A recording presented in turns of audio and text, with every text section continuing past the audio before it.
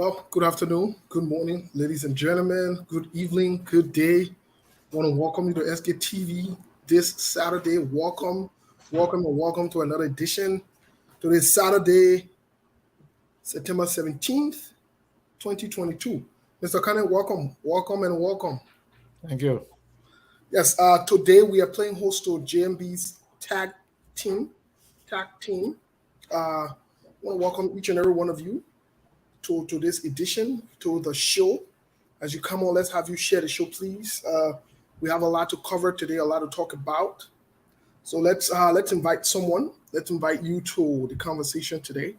JMB's tag team will be here. They started off momentarily in the back end, but I guess they're getting themselves together. But we want to welcome you, ladies and gentlemen. Share the show. We're also having the guys from the radio station also connect with us. We've been trying to connect with them, but they have some technical difficulties, as you are aware and we are aware of the internet situation in Liberia. So we want to welcome each and every one of you today to the show.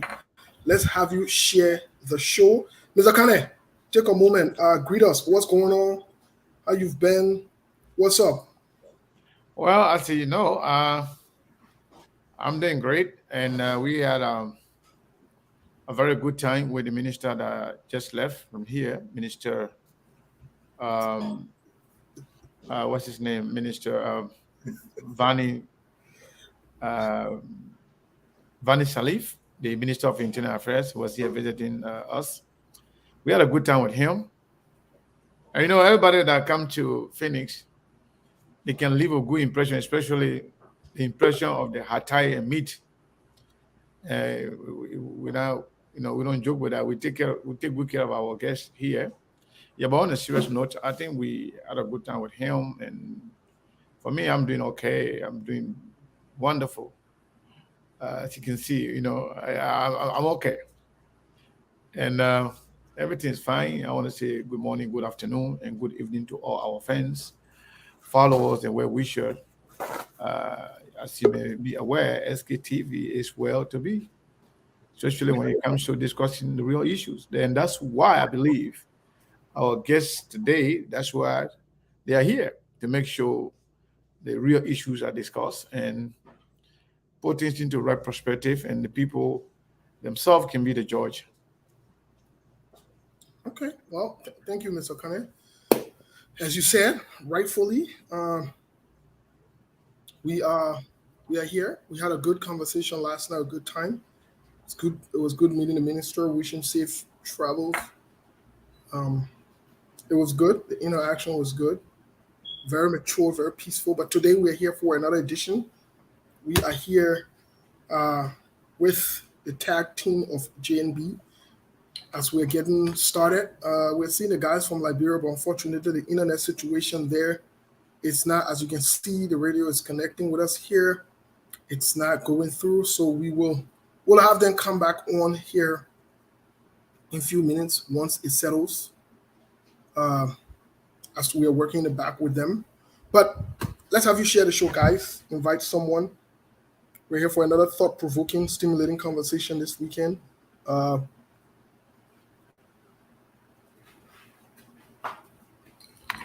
we should be good. We're looking forward to that this morning from our end here in Phoenix, Arizona.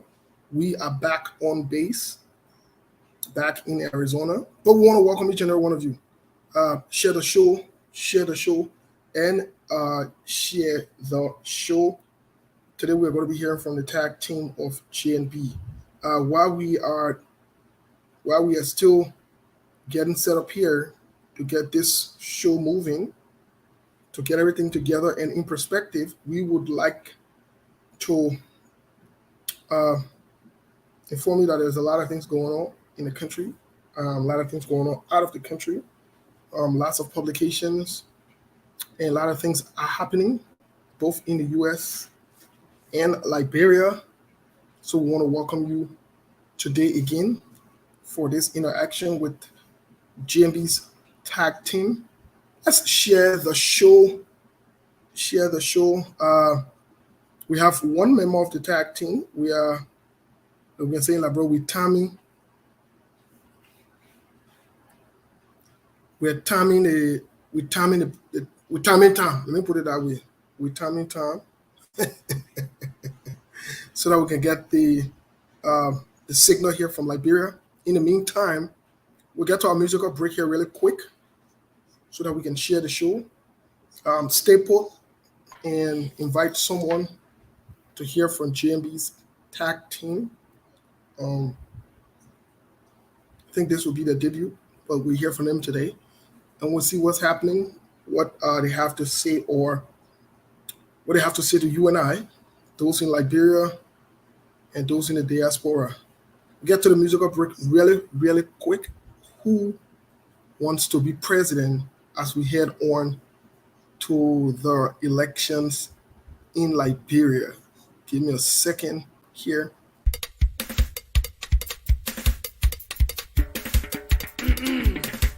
Ladies and gentlemen, I am Sonada Diabo. I'm glad with the great opportunity given me to introduce to you your president.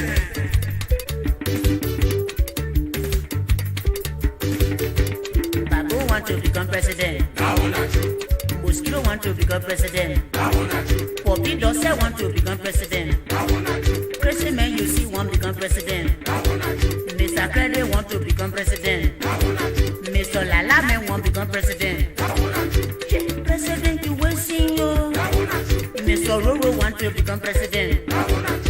Jego. Now how the president business will be. We suffering for some more.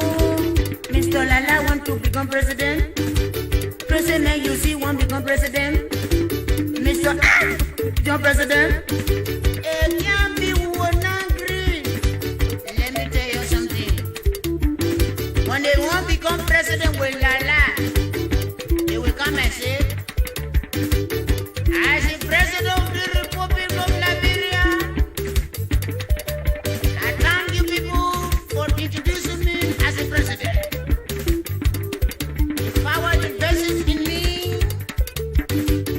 as the president of the Republic of Liberia. I want to make sure I will bring the rest press down. Yeah. I'm going to pull all the fear press down. I'm going to bring the gasoline press down. Yeah. Kalolo want to become president. You know he's again you want to tell me say president wait? Tell money eat up become president? Cross take up become president? And now he say Liberia will support you. When they be president to them, they will stand and say, I'm Mason. I will bring down Moldova and bear you new Moldova. I'm going to make sure I'm not going to see the government money. I'm going to make sure 7 get their back pay. I'm the president going to make sure that the AFA are going to be paid in 2 weeks. I'm going to make sure the students going to get 12 buses. I'm going to make sure for the little children they say, I'm going to buy two plastic bags for them to poo-poo inside. Yeah. Babu, you see, want to become president. Mr. President want to become president. Mr. Dongo want to become president. Lala want to become president. Karen Ripper want to become president. You know, it's so free, Liberia. Listen to the speech. As the president of the Republic of Liberia, I'm going to make sure I'm going to electrify the city into 1 day time. As the president of the Republic, I'm going to drive the whole of the sea and pay you people estate billing. As things go bad, Republic of West Wind, man to become president. Mr. Lala man won't become president. Mr. Ruru want to become president. Mr. Rocky Dog won't become president. Mr. Kenju man won't become president. Mr. Ripasa won't become president. Mosquito want to become president. The girl you see say want to become president. Everyone want to become president. And you want to become president. Yeah.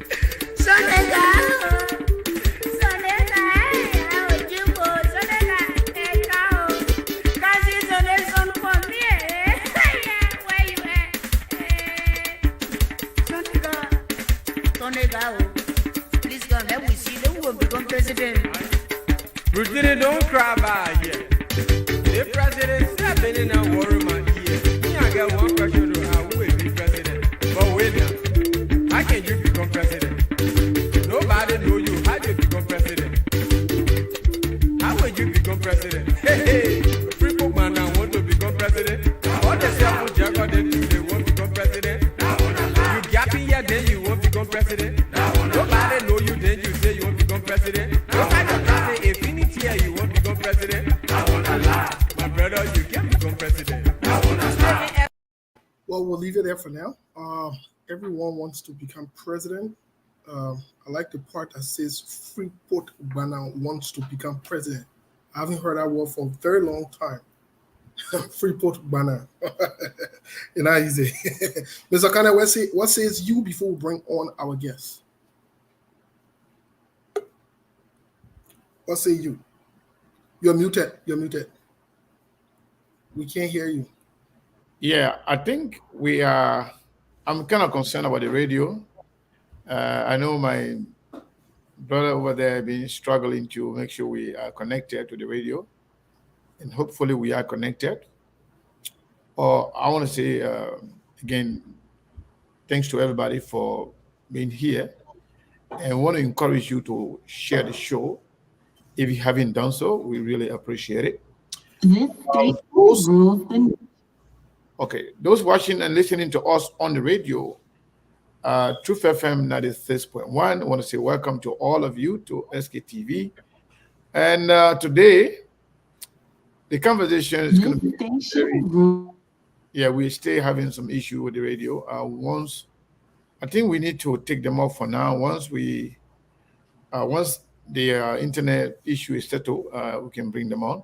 Yeah, but when you ask me what say you, I look forward to a very good conversation, and I don't doubt the gentlemen that are coming, and equally so, we are here to dig deeper, to ask them the hardest questions, and I believe they are more than prepared to answer our questions. So it's good to be here. But I want to encourage people to share the show. So I don't want to ignore this guy in as much as he is a noise maker, but I don't want to ignore him. He asked, where is Minister Vani Salif? Let me refer you, we can go back to the platform. We had a conversation last night with Honorable Vani Salif, the Minister of Internal Affairs of the Republic of Liberia, and that was on like a town hall style conversation. We had a with a lot of people around. People were asking questions. It was not like a normal show. However, we stay poised to bring Honorable Vani Salif back here on a normal conversation level on the in studio like we are doing right now. That would be different from what we did yesterday. But yes, we had a lengthy conversation with Mr. Vani Salif yesterday. It's on the page, SKTV. I also share it. You can also go on my page and you will get it from there. So I want to say thank you to all of you for joining. I want to encourage you to share the show. So, Steve, I think you can bring the guests on. I think the radio is ready as well. Let's see here. Solomon, are you good? Are we good to go? Solomon, we good? It looks Yeah, like he texted. If you look, he sent us a message. If you look in there, let me see. We are facing about problems. Yeah, it's the network. So yeah, keep trying. Once it gets better. Can you hear her now? Right. It looks like you can hear her now. Yeah. So Steve, we can bring the guest. We can begin the conversation. True FM 94.1, Yeah. the heart and soul of Liberia.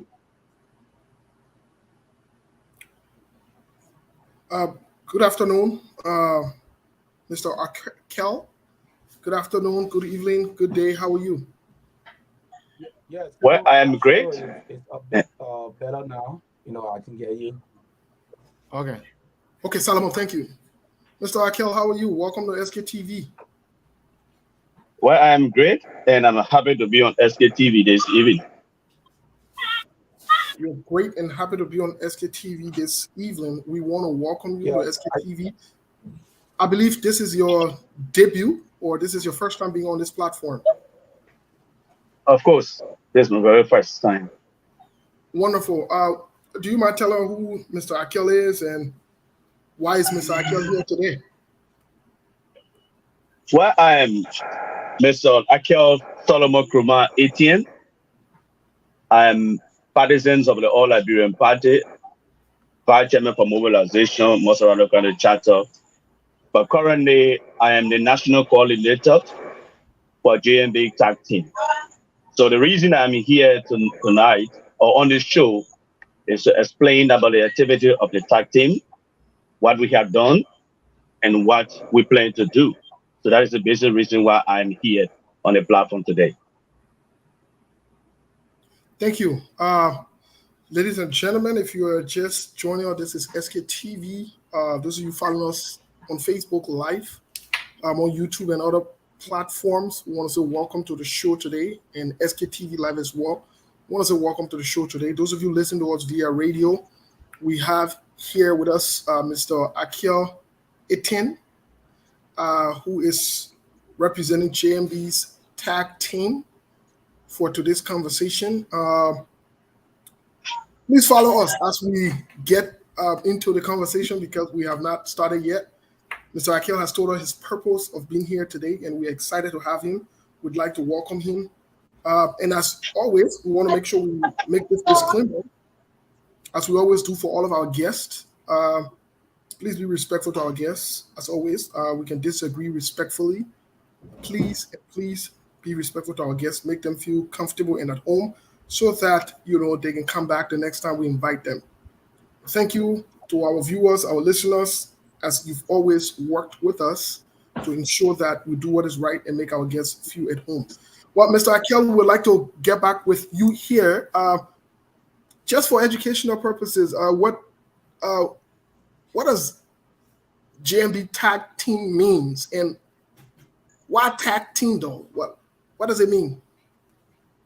Well, the Tact team is like a technical arm with the sole purpose of bringing together men and women of professional mind who are interested in transforming our country through JMB. So That's how we learn. So we are tactical, so they call us Tact team, because everything we do it tactically. So that's why you don't normally hear too much about us, but when we come up, people surprised.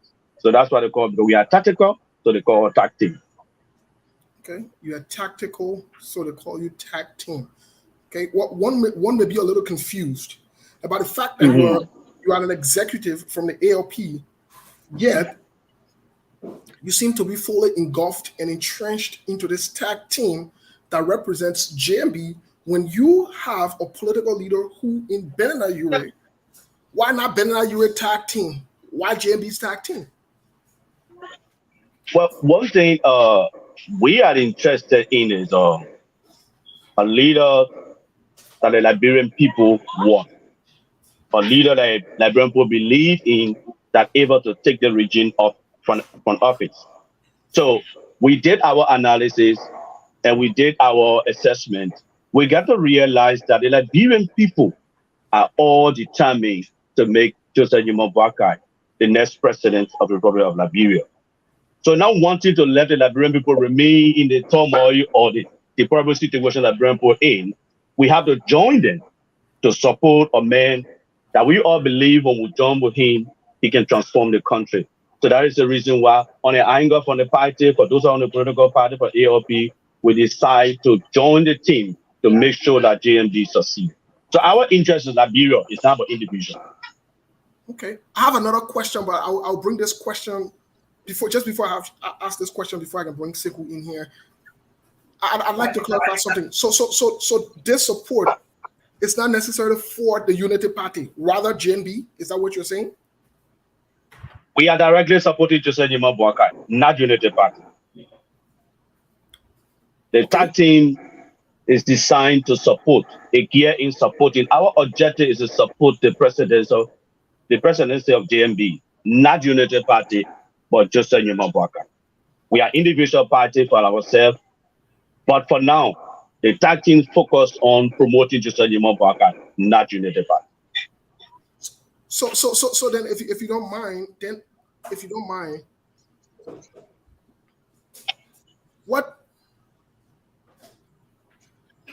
how many parties does this Tact team consist of? How many other political parties? Well, we got people from Unity Party also on this Tact team. We got people from ALP, people from Liberty Party, ANC. And no position, okay, let's say those partisans that are undecided, that don't, or those citizens that does not have a specific political party are also part of the team. So the team is made out of men and women from different backgrounds that really want to make sure that JMB become the next president. So it is not party-based or restricted to a specific political party, no. Okay, thank you so much. Mr. Khan, it's up to you. Well, thank you very, very much. I'm glad that we are on the radio. Folks listening to us in Liberia, I want to welcome you once again to SKTV. Mr. Ake, I don't know if I'm pronouncing your name correctly. Can you pronounce your name so that way I can make mistake? Ake is the first name, and yeah, Atien is the second and last name. All right, Mr. Atem. Mr.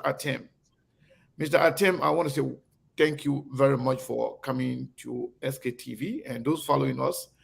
I hope you will enjoy the conversation, and I'm glad that the radio is on. So, Mr. Atem, where are you currently? Are you in the United States, Europe, or Liberia? Liberia. All right, thank you very much. Just as a follow-up for the question Steve just asked, I want to know, when you guys call this team as JNB Tact team, JNB technical team, or tactical team, technical or tactical, whatever adjective you use is okay. Who funded it? Is this something that was organized by JNB, or a bunch of technical people just came together? You know what? Let's form a team to support the presidential bid of Ambassador Joseph Jmb Loyalty. How did this, come to being? I just want to know you know, the origination of this tag team? Who formed a tag team? How this team, this thing, you know, who organized? But before you answer the question, I just want to welcome Mr. Fred. I don't know whether he too is in Liberia, but he looks like he's in the United States because of the light behind him and the light behind you is different. Are different.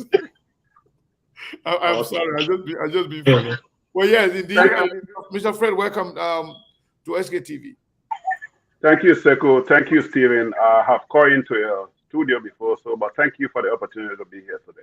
All right, thank you very much. So yes, Mr. Atim, so tell me how you guys came about. Who created this tag team? All right. The tag team, like I said, is made all our professionals, men and women that want to see Liberia transform. But the idea of the tag team starts from the DeLong campaign.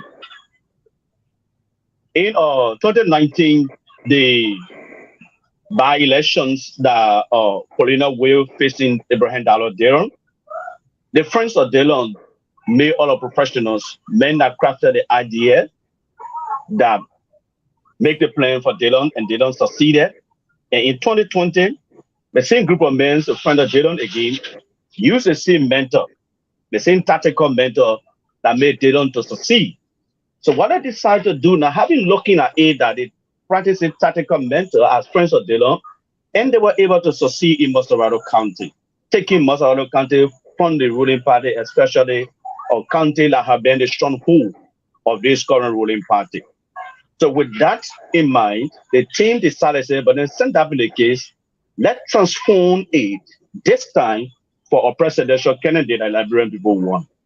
So from there, they took it from Friends of Delon and then transformed it to JNB Tag Team. This time, the focus is not on Delon, but rather the focus is on making sure that Joseph Nyimam succeed.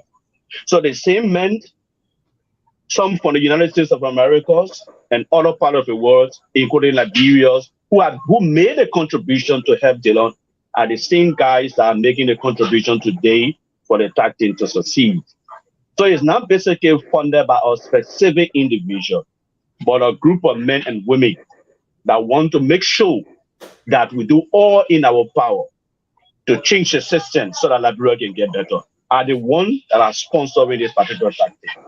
So are you in consultation, or was this tag team approved by JNB for his name to be attached to this team, or this is something that you're just doing without his consent? Well, the tag team is approved by him because he attended a series of our meeting, and he accepted when Immortalia Ure were appointed ahead of the team. He endorsed the appointment, and he normally encourages us. So indeed, he approved of it. So because if he was not certified with it, he couldn't have let us go this far. You are definitely going to step in and stop us. But he keep giving all his support, all through the process. So definitely, yes, he is in full support of the tag team.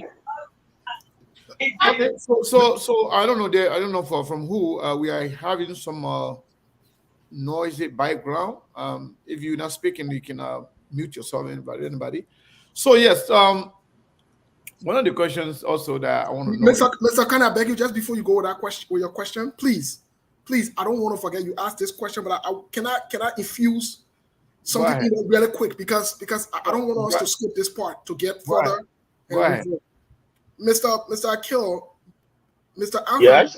You've told us earlier that this team is not necessarily on the auspices, I'll paraphrase it, of the Unity Party. So is the Unity Party leadership aware of this team? And yes. Hold on, let me let my question, please. If this team is not from the Unity Party, working for the Unity Party, how is the Unity Party supporting this team or embracing what you guys are doing? Well, the answer to the first question, yes, Unity Party is aware of the team. And how are they embracing it to the second point? They are happy because they need to have people that also help them in the SSI. Remember, the Unity Party have an objective. Their objective is to make sure Jack Kennedy, their Senate Barrow, right, becomes the president of this country come 2023. And here is a group of men and women for another team also have the same objective. What do you think they would do? They will embrace it, look at the effort and the strategies being applied. So yes, indeed, they are happy with our mentor and happy of even working with us. Thank you. Circle back to you. Sorry about that. That's okay. That's okay. I mean, it's important. Yeah. So another area that I wanted to, what is the what do you guys bring to the table? And because I want to know exactly what are you doing to impact or that will actually pave the way for the presidency of Joseph Mabaka. What are you doing? Just walking me through things that you are doing that you think will give you the pathway, give JMB the pathway to the presidency. What are you doing? Well, on the ground, yeah. We're going to get to you, Mr. Fred. Right after this question for him, I will get to you, please. Okay, go ahead. Take your time. Yeah. When it comes to what we are doing, like I said, the Tact is made of men and women that want to see Liberia a better country for everyone of us and our children. So on ground, we are organizing a structure from district, counties, and community. So quite recently, you people watch on the social media a commissioning program at the Unity Party office that was done by the Tact team. And that commissioning program brought together leadership from the 17 districts comprised of 25 members each that were recruited and are members of the Tact team that were commissioned on the 20th of August of last month. So these men and women are hardworking, volunteer, and diligent men that want to see to aid that Liberia is transformed. So we are working with the grassroots. We are working with the common people. We don't have cash to offer them, but we give them an alternative and telling them what is necessary for us to do to transform our country. So that's what we are doing from our angle. So we are giving them cash, but we are giving an idea. What can we do together as a people to change the system? So we're working with them directly from the community, from the county, and the district level. So that is what we are doing from the angle in Liberia here. All right. Thank you very, very much for answering those questions. We still have more questions to come, but we turn to Mr. Fred. Is Fred your last name or first name? I don't want to. Just call me Fred T. Okay. So, Fred, good to see you. Good to be here on SKTV. I believe this is your first time. How are you doing today? I'm doing well, thank you. That's great. So yes, with regards to this Tact team, I heard Mr. Atim mentioning the name of Taylor Ure. Can you briefly tell me the leadership structure of this team? Okay, firstly, to buttress what my colleague just said, the Tact team is a combination of people that are not necessarily Unity Party partisan, but they support the vision of Ambassador Walker. And we serve as a bridge, between non-partisan and partisan of the Unity Party. So for short, you can say we are an auxiliary of the Unity Party, because I won't call ourselves a political action committee like what you have in the United States to be independent, but we are an auxiliary. We work along with the Unity Party. So our goal is to mobilize resources, human resources, material resources, and human to educate our people about the vision of Ambassador Walker. And this team was launched in Monrovia in April. The leadership is made up of Taylor Ure, which of course I think you know her very well. And the assistant to Taylor Ure is Stephen Johnson Pay, who lives here in the United States. So Stephen Johnson is from the Unity Party, so he is the vice chair of the Tact team for JMB. Yeah, I just need a couple more names, not just the two of them. Just give me. You have a lot of people in the diaspora. I just want to know, like the top leadership structure. Beside Ms. Ure and Stephen Johnson, there are other leadership, right? I just want to know, have an idea as to who are the people. Oh, there are a lot of people. I don't have the name in front of me, but one of the leaders I know is Sarah Swagwe. He lives in Liberia also. Muhammad Ali, for short, Mo Ali, is executive member of this committee. And there are a lot of distinguished leaders. And this team has been embraced even when Amin Moda was party chairman of the Unity Party. He attended some of our events in Liberia. So it is made of a lot of highbrow from the Unity Party and people that are also not part of the Unity Party. Those that are independent candidates, for sure you call in this country, people that have not even voted before.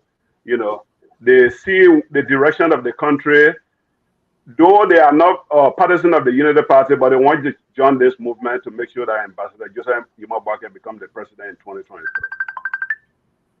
So how do people obtain the membership of this Tact team? Is it this like just few guys who's supposed to coordinate the affairs of the Tact team to make sure JNB win the election, or this is something you have open membership wherein people from across can apply for membership, like people in the diaspora, ordinary people, or people in Liberia or anywhere around the world can apply? And how does that work? The membership is open to everyone. To be included in our membership, we have some criteria or questionnaire that you have to complete.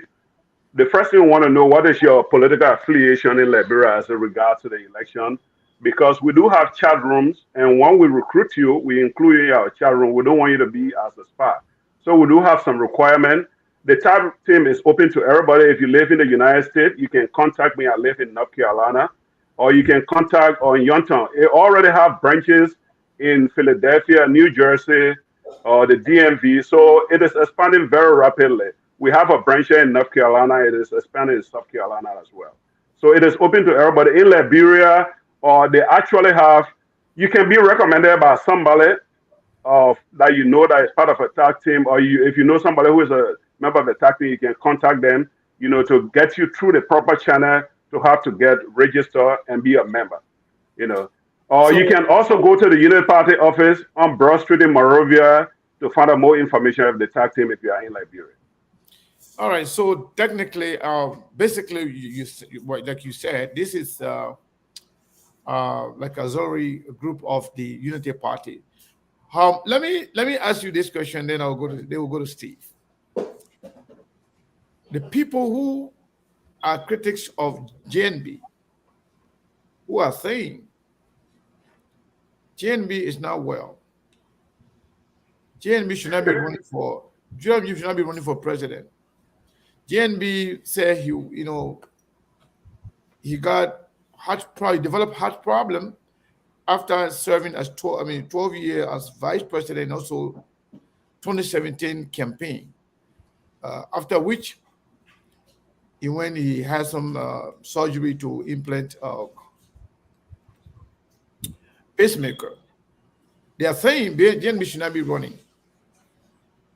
And now you are saying JNB is the man that can change the direction of our country.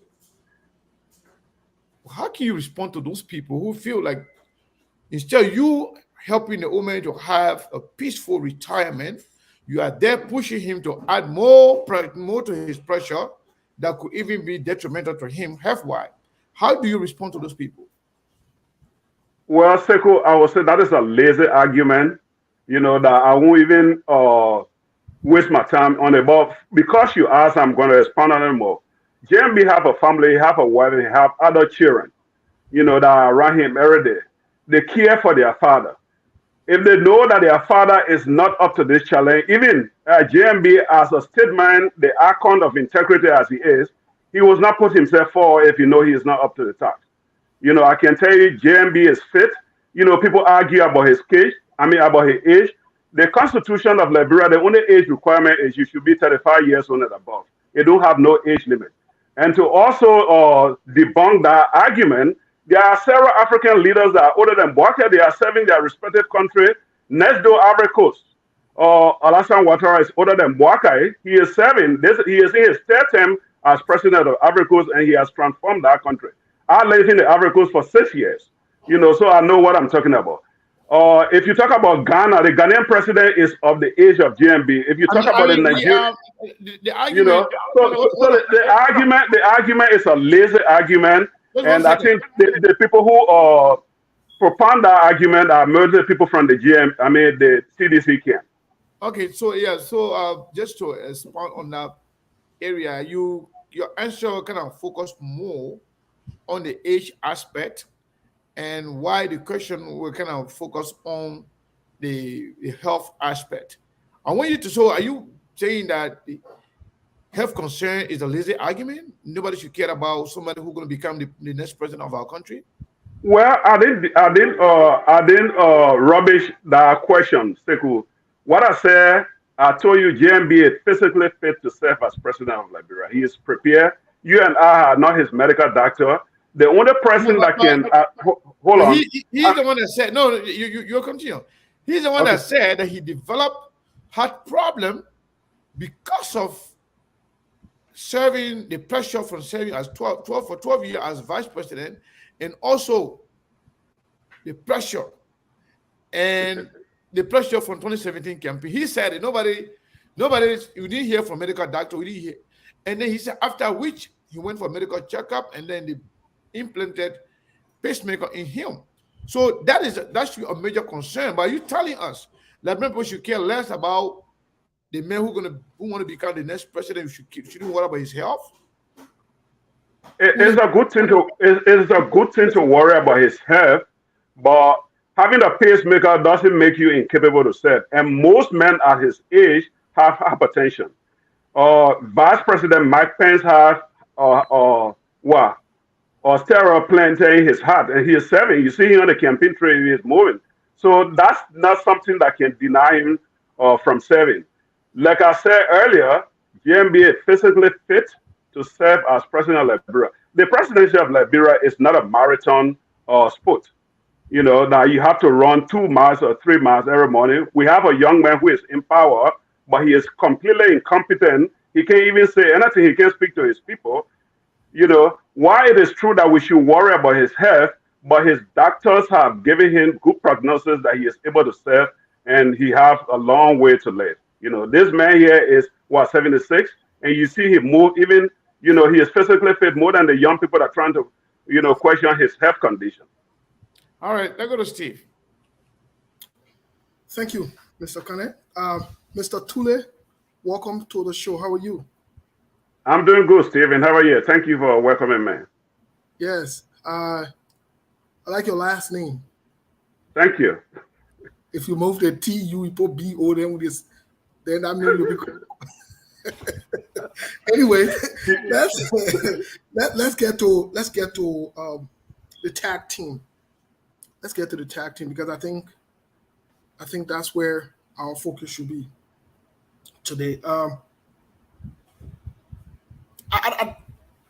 want us to zoom on, first of all, when was this tag team formed?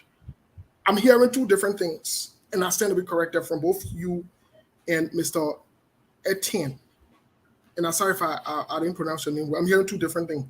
When was the tag team formed? When was it launched? When? Because there are official track records that we want to establish first before we move any further into this conversation. When was this tag team formed? The tag team, like my fellow said,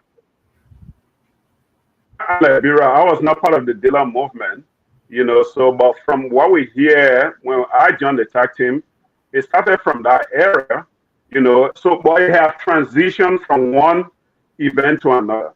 So when he told you that this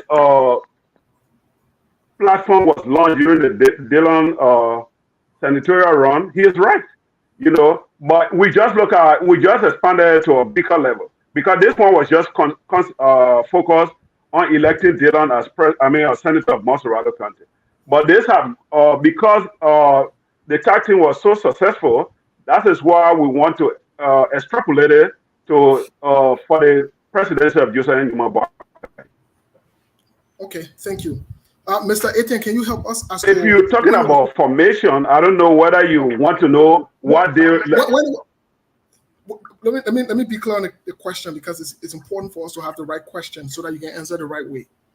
When was the tag team formed, and when was the tag team launched? Let me put it that way. Let's put months and possibly dates on it, because it's important to get to the question I want to ask both of you. Let me respond to that. You getting me? Yes. Hello? Let me respond to that. You getting me? Yes, we can hear you. Hello? Yeah, like I said, it transitioned, right? Last year of August, it transitioned to the tag team. We had series of chairmen, Mo Ali, Staros, and later on Tediat Euros were appointed to our more strength. In March of the last year, of this year, sorry, we started effective mobilization. So from last year, August, it was changed from Friends of Delon to JNB Tag Team, which are working on a ground setting structure, changing one leadership after another, from Mo Ali and other leaders. And later on, last year, Nantella took over for position. So immediately when Tella took over as a head of the tag team, she decided to add food to spread it abroad, around the country so that everyone can take part. So when it comes to the full launching of the tag team, to that question, we have not launched the tag team yet. You have not launched the tag team yet. Okay. We have not officially launched it yet. Let me make that clear yet. We have not officially launched the tag team. Yet you have been working. That's what you're saying. Yes. Yes. Okay. We so are yeah, okay. In what capacity have you been working? Hold on, please, Mr. Etienne, please. Yeah. Because in as much as I don't want to, you raise a point that raises more questions before my actual question I want to ask. In what capacity have you been working when you've not launched officially? All right. Come back. Yeah. The first thing as an organization, right? You know the formation of our organization does not just start immediately when you see the crowd.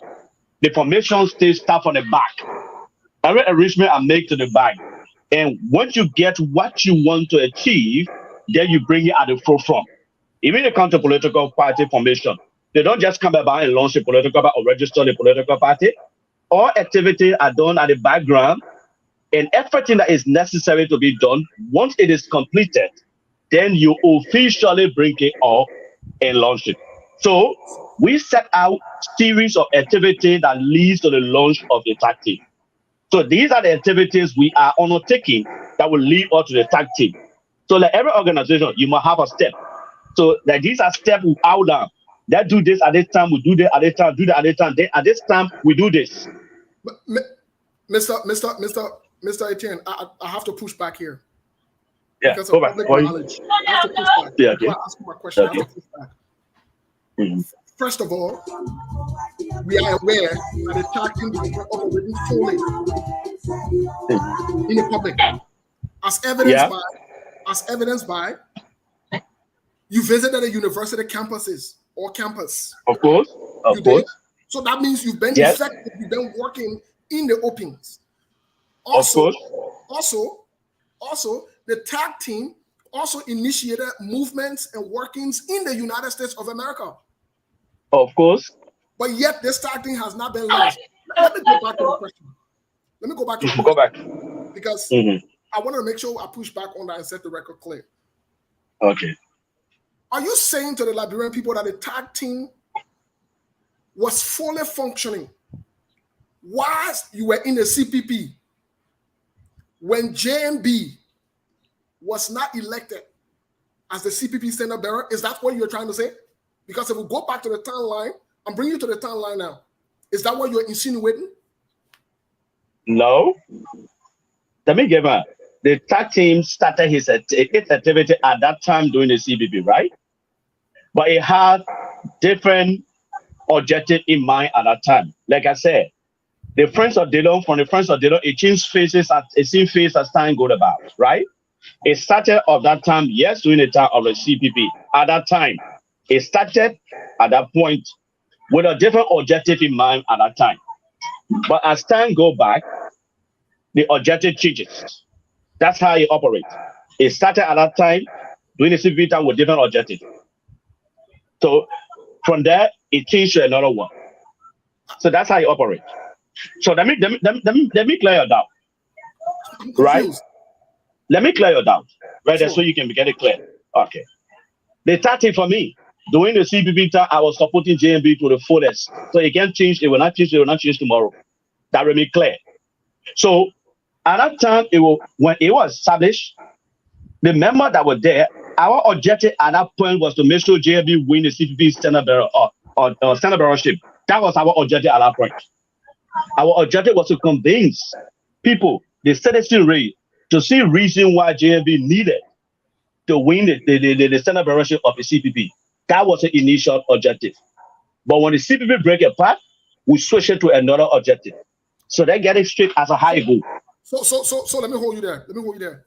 Are you trying to say that the tag team also played a role in the CPP breaking apart? No. The answer is no. It's either or. I want you to understand. No, but I want you to understand the phrase, right?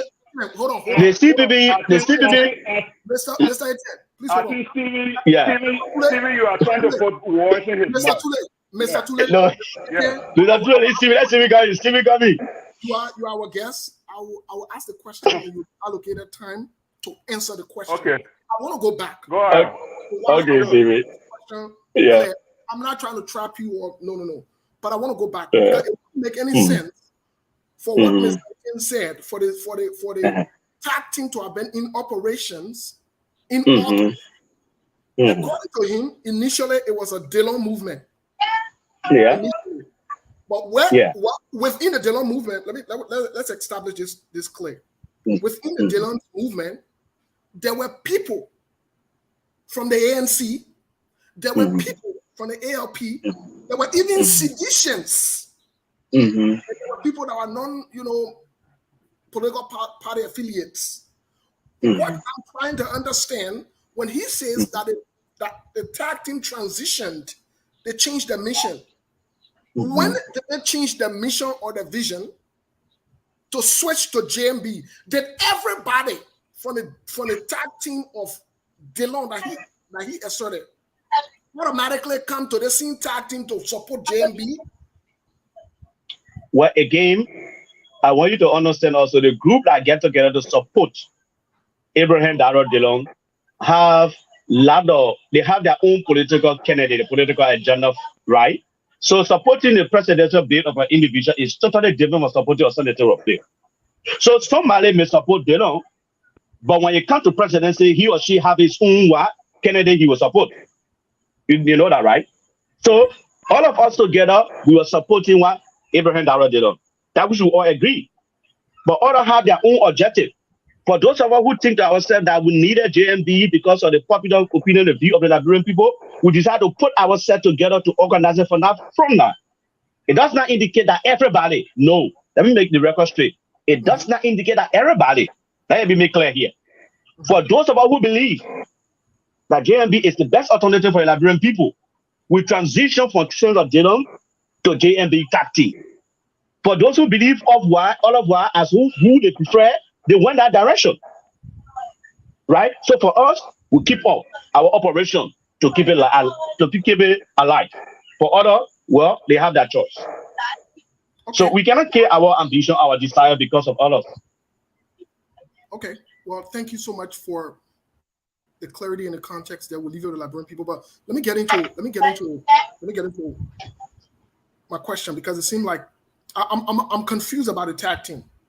The reason why I'm confused is because there's an article that came out on the 14th of September, 2021.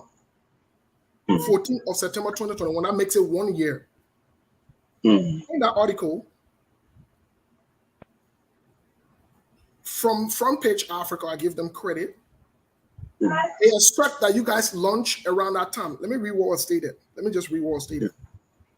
Quote, Pingsville City, a group of young professional home and abroad have formed themselves into a group named and styled JMB Tact Team. The mission of the group is to rally support for the candidacy of former Vice President Joseph Boakai, who is hoping to contest for the presidency come 2023. It moved forward. Correct. The tag team 2023 main objective is to ensure that former VP Joseph Yuma Boyka lead the CPP ticket for 2023 election. This is where my question comes in. Why? This team was formed a year ago. Within the CPP, I asked you that earlier. Yeah. And you agree now that it's established that it was formed while the CPP was working, and you guys were in full effect. You were working. Of course, yeah.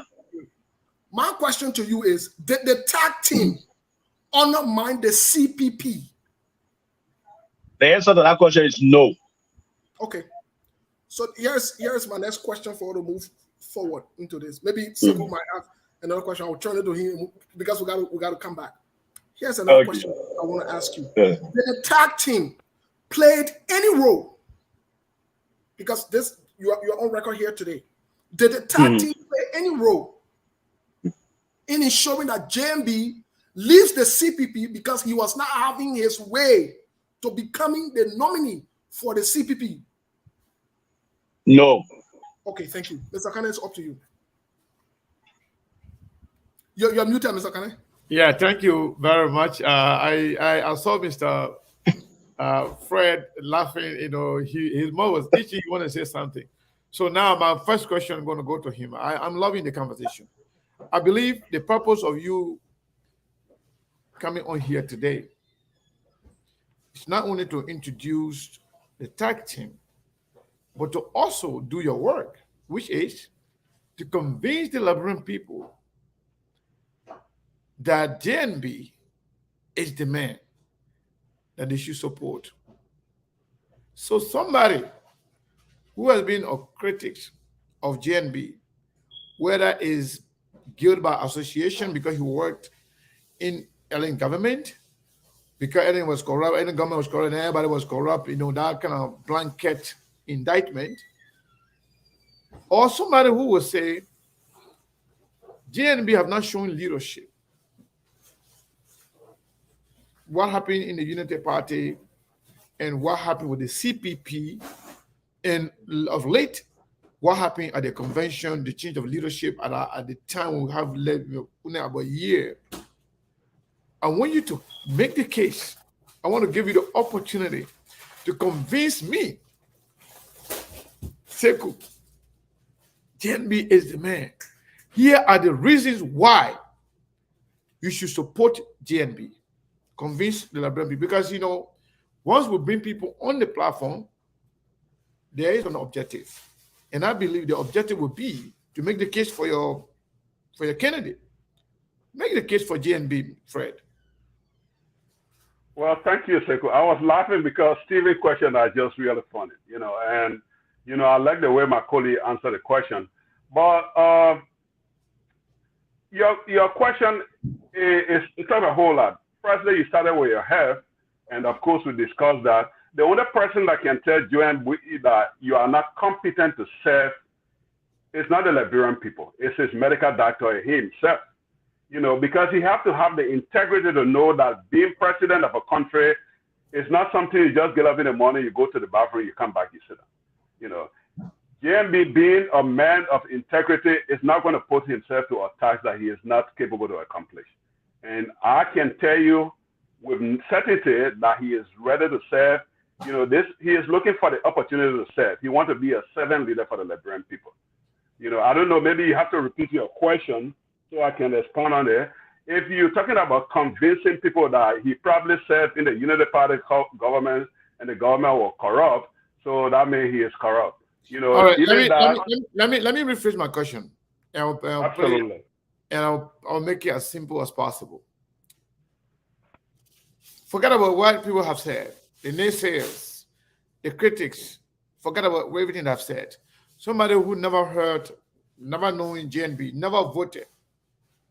Convince our viewership, people that are watching us right now, listening to us on radio. Why JNB?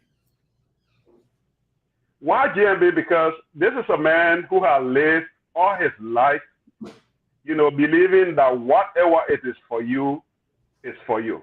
You know, this man has been tested in a corrupt Liberian system, and he has not capitulated to the corrupt system in Liberia. You know, so that tells you that he has the integrity. And he, like he himself always said, that he is looking for an opportunity to serve. He has something to offer the Liberian people. In 2017, the voters deny him, but they see where we are today. You know, one of the questions I want to pose to most Liberians today is, because we live here, but we know when it is hard back there, we feel it here. People call for tuition, the schools are opening now, you know, so we feel it. If the current government is meeting your needs, you know, go and re-elect President Weah. If President Weah has spoken to the 3 boys that got missing, if he has spoken to their parents or the nation to tell us, you know, the status of that case, go and vote for JMB. Our airport is almost closing. Now, most of us who want to go back home, we don't want to take the risk of learning in Freetown to drive to go to Liberia, because there's a tendency that armed robbers will chase a vehicle leaving Freetown to come to Liberia with people from the United States. We don't want to take that risk. But if you are in Liberia or if you are in the United States and you think Weah is doing well, that you can land in Freetown to drive to Monrovia, go and vote for him. The only thing I can tell you is JMB is ready to serve. This man is not looking for opportunity to acquire more girlfriends or more concubines. He is married. He is happily married, and he just celebrated, I don't know, I can't even remember how many years. He is not looking for opportunity to steal. He's not looking for what he is looking for a legacy, to build a legacy, you know, to bring opportunity to the Liberian people, those who have not had a chance to see bright days since the war. He wants to bring an opportunity to them so we can enjoy the opportunity and resources of our country. That is the opportunity Joseph Boakai is looking for. And I believe he is the most competent person because he has experience. And I want to reflect back. Toba served Liberia for 19 years as vice president. You know, many of us were kids. We didn't even know how better he was. But our parents had their cocoa, they sold it and sent us to school. They had sugarcane farm, they sold it. Nobody knew that Toba, when he could have become a good president. But he proved to them when he took over the program he launched, total involvement for hire. You know, so JMB served for 12 years. In every country, the vice president, you don't have a political agenda besides what the president do. You are there to assist the president, as the Constitution of Liberia said. So JMB's duty was to preside over the Senate without any vote until there was a time, and he never had that opportunity to vote. You know, so he served. Even President Salib on many occasions said that Boakai served honorably. So he is ready to serve. He's just looking for the opportunity to, you know, to display to the Liberian people everything he has been learning on the job. This is not going to be a president that will be learning on the job. JMB will be ready on day one, and he will set up a cabinet. You will tell that from his cabinet he will set up not Bosker and Nathaniel Magidan, who, you know, I never went to school with him, but people who went to school with him, this man was a DOS student, and he became chief of staff. He was basically running our country. The cabinet JMB will form will tell you what kind of government he will be running. Just before you ask the next question, I want to push back on what Mr. Truly said here. No, just a second, Steve. He has not said anything. Regardless, regard to my question, most of the answer right now was in respect to what we are then doing or what they are not doing, and that was not my question. We are in the media. We every day. I don't need any lecture as to what we are then doing. We are government is a failed government. We know that. Even though it's possible that it could change, better, but we are government is a failed government. We don't need any lecture to know that. I ask you, maybe, Mr. Is it Laraman Sheikh? Laraman what? Laraman Shankin? Yeah, Shankin Yonton. Shankin Yonton. Maybe he can help. I wouldn't for you guys to welcome me anyway. I ask you guys, maybe any of you guys can come in. But Mr. Fred, I'm sorry. You maybe didn't understand my question, but you did not do well on it, because instead of pointing to what we are is doing or they are not doing, I'm asking you to come and sell your candidate. For example, JNB has been in public office for more than 40 years. Tell me, JNB is there X, Y, and Z. JNB is a proven leader based on X, Y, and Z. Up to today's date, And based on that, even somebody who are now serving in government, when you come to the people you want their vote, you're going to come to them and say, hey, here is who I am. I am this person and that person and this person. This is what I've done. This is what I've done. This is my resume. Based on that, people can buy into your resume and then maybe vote for you. So that's what I'm saying. I believe the reason why you guys are here is to make the case for him. So any other one of the two, saying Mr. Newton just got here, maybe he can try. Tell us why you think, after introducing yourself, please, why you think, tell me why we should support JNB for president. Based on what? Not based on what we are doing, we are not doing.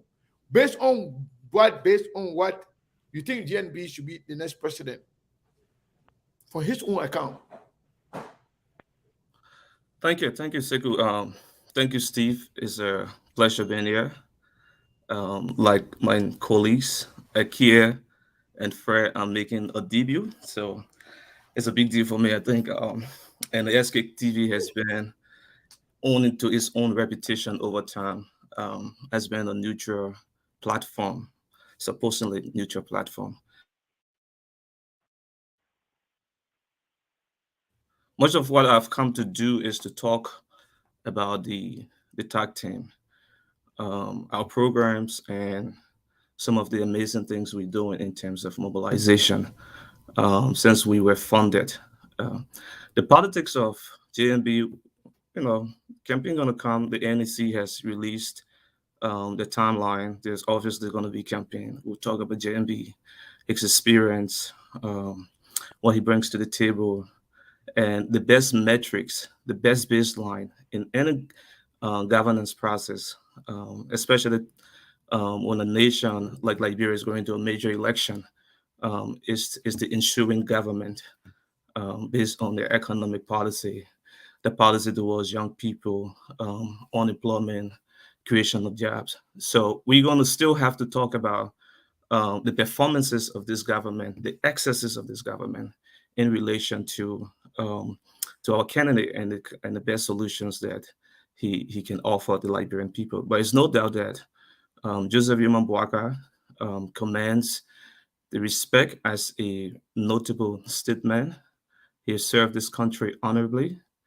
I haven't seen any Liberian. In fact, in 2013, it was the United Nations Development Program Office in Liberia that intimated in one of their annual reports that a child born in Liberia today, and that was in 2013, is probably corrupt as an IDAP Liberian, because we have a society where the culture of impunity continue to remediate itself.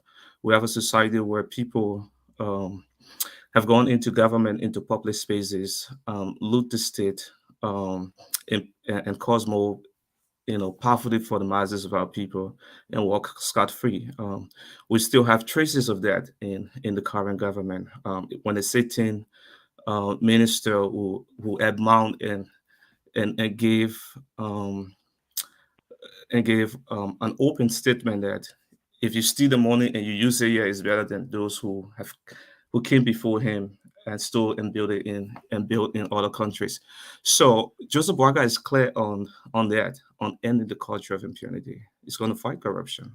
We're going to establish a corruption, a fast-track corruption code. We're clear about that mandate, because I think by and large, in order to solve our governance problem, you need a leader that is very strict in terms of his policy projection, in terms of his vision, but also willing to solve some of the cancer that exists within the Liberian society. So we want to fight corruption.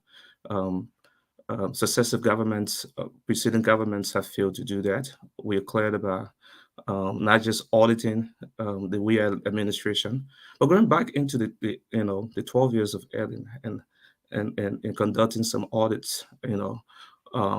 It's a hard role to take, but Boaga has intimated terms in number. We focus on agriculture. I think there was a time when Lofa was known as the breadbasket for Liberia. We need to go back to those days. And if there's anyone who has the rich credential, who has the fortitude and the willingness to do that based off his experiences, Joseph Barker.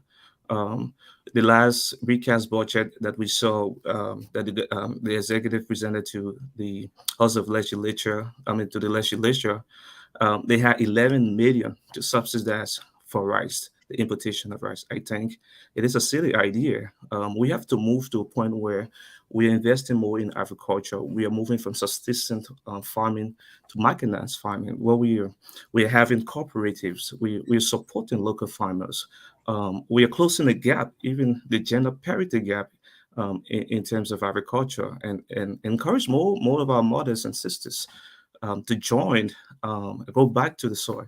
We have to go back to those days. So there is a clear variance in terms of the measure here of a respectable state man, one with the experience, and one who is willing to listen to the Liberian people, in addition to him understanding the pulse of our local communities and our society at large. But back to the Tact team. I tried to intimate some of the successes of the Tact team since it was established. Again, it's amalgamation of some of the brightest Liberians you ever imagined that walk the face of this earth. And not just that, the ringleaders, the people who are leading this process, but the ordinary foot soldiers that spread across our local communities and our districts, across our counties, continue to inspire a new kind of national sensation, unprecedented, that we have not seen before. Not even during the Hague days of one of Liberia's popular icon, Bikers Matthew, or not even the days of when people were printing their own T-shirt. This kind of nationalism we've seen generated from the grassroots base of the Tact team is unprecedented. Where you have people coming from I remember when we launched, when we had the very first Tact team meeting, sometimes in March, between March and April, right? And at the All Liberian Party headquarters, you have people coming from as far as Riverses on back. Traveling days to reach there to attend, to make their voice heard, to make their presence known without asking for a dime. And all across, stretching across our local communities, people are overwhelmingly supporting the work of the Tact team, supporting JNB, because they see the difference, they know the difference, and they want the kind of change that goes into leading our country in a fundamental new direction. So we have moved on from just having the Tact team as a small niche of professional Liberians to open it up to all Liberians. We have officially launched the Tact team. It was done. It was a public information. Costa and the rest of the people, JMB was there. It was live, and you saw how much we raised as a Tact team. Our hope is to not just. So let me just interrupt you a second. Steve going to speak. I just want to make a statement right now, because you just gave another breaking news. Before you, we were told that the Tact team has not been officially launched yet, and you are saying it has been officially launched. So maybe you guys and Steve can have that conversation. Let me say this. I love. If I can insert myself. Let me finish. Then you see, I just want to finish. I'm going to get off for like 5 minutes. So my question was not answered. However, I love you guys being here, because this is just a beginning of more conversation. Maybe some questions you may not answer today, you may not have answer for some of them today. Another time we invite you here, we'll have a conversation on it. We want to make these conversations as interactive as possible. It's not like we're trying to find a gotcha moment, trying to, put somebody in a situation they can't handle. No. This is about Liberia. So it's fair to have an honest conversation. My question was not answered, but I still believe some of you will answer the questions down the line. If not today, maybe in the future. My question was, make the case for JNB based on his past. and nobody seemed to really go directly to do that, but that's okay. I'm gonna leave. I'm gonna take a 5-minute break to take care of some stuff. Steve, you can continue. I will be right back. Thank you very much. No, Thank you. don't go sick. Don't go sick. Oh, I'm here. I'm going to be listening. The only thing I'm not going to be on camera. That's all. Thank you, Mr. Sekou, Kane. I think. I really wanted to be listening so I can answer your question. So please, guys, Yes. please hold on. Please hold on. Please hold on. Yes. Please. No, let us take our time and have a good conversation. You will be allocated times to speak, but would like to ensure that we're coordinating this as well as possible so that the viewers and the listeners can hear your point, hear what you're saying. First of all, there seems to be a miscommunication or information here. Mr. Yantan is saying one thing. Mr. Etienne has said something else that you guys have Let me provide the clarity. It's yes. 1 second, please. 1 second, please. Okay. 1 second. 1 second, please. When I asked the question if you guys have been officially launched, everything you are saying here, you're on record, and our questions again are not meant to trap you, but they're meant to corroborate and to keep you on record, because we will come back to these, we will play these tips, and we will make sure the Liberian people are aware. So I think Mr. Yantan wanted to provide clarity or context to what he just said. Mr. Etienne, Mr. Yantan is not available. You can go ahead. If you have any addendum or addition, whatever you want to clear out. Has this tag team been launched officially? This is the question to all of you. So let me provide the clarity. When I said we had an official virtual launch, all right. So that's the clarity I want to provide. The tag team is still pending its official launch in Monrovia, where the political actions and everything will be taking place. And so we are planning that along with the national coordinator, and obviously that's going to be a very big launch. Okay, so that means, in other words, you are still operating in official capacities, but you have not been officially launched in Liberia, like you said earlier, right? Obviously, yeah, we're heading towards that. But Okay. So I wanted to drill through the some of the things we've done, some of the successes we've made, but also part of what we do here is So make. we're allocating 2 minutes for that, because I think what's his name? Mr. Etienne already alluded to most of those things. So we're allocating 2 minutes if you can summarize them really quick so that we can move to the segment because of time. Yeah. So for anyone who has vested interest in joining the tag team, we have the tag team website. I wasn't following the show before I joined, so I know if Mr. Ikea talk about that. But we have the JNB Tag Team 2023 official website. Is www.jnbtagteam.com. Is one of the most user-friendly website that I've ever seen in the course of my life. Even if you cannot read and write, you can still navigate to the website. You have exciting features within on the website.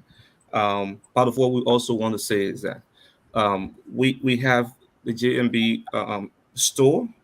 It's a tag team store that we sell different paraphernalias. We sell phone cases, t-shirts, and cap. It's a way of marketing the tag team.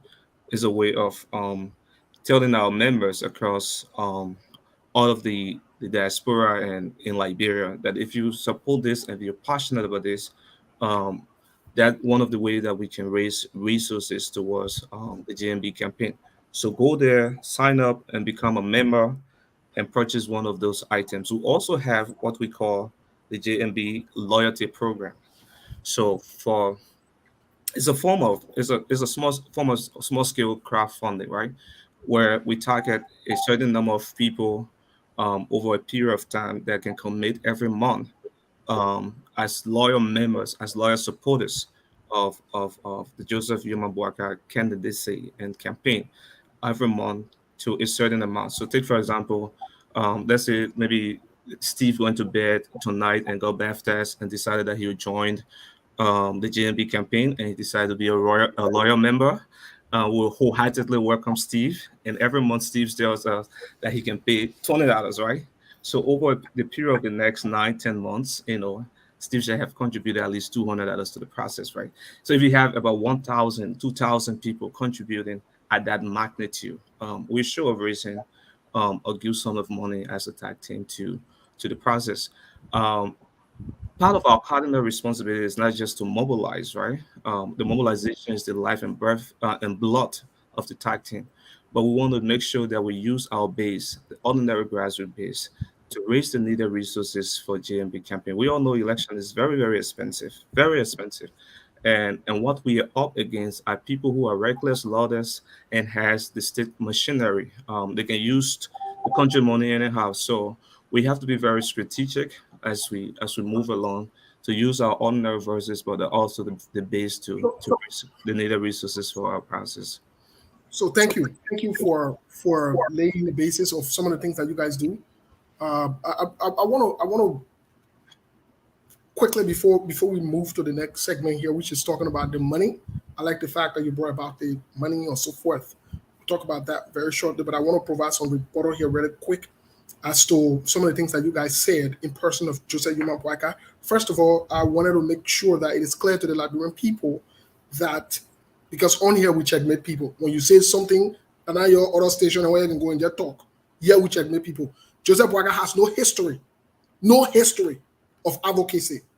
So when you want to compare George Manuel Weah of not speaking of ills, then we have to bring Joseph Boakai into the picture of his advocacy, of speaking of any ills, apart from after he left these few days we hear him talking. When he was in power, he spoke never, ever of anything that went wrong, whether it was in government or it was against the Liberian people. So we got to be clear about that. When Harry Greaves passed away, Joseph Boakai said nothing was said. So let us not try to play this, oh, Joe, we are not speaking.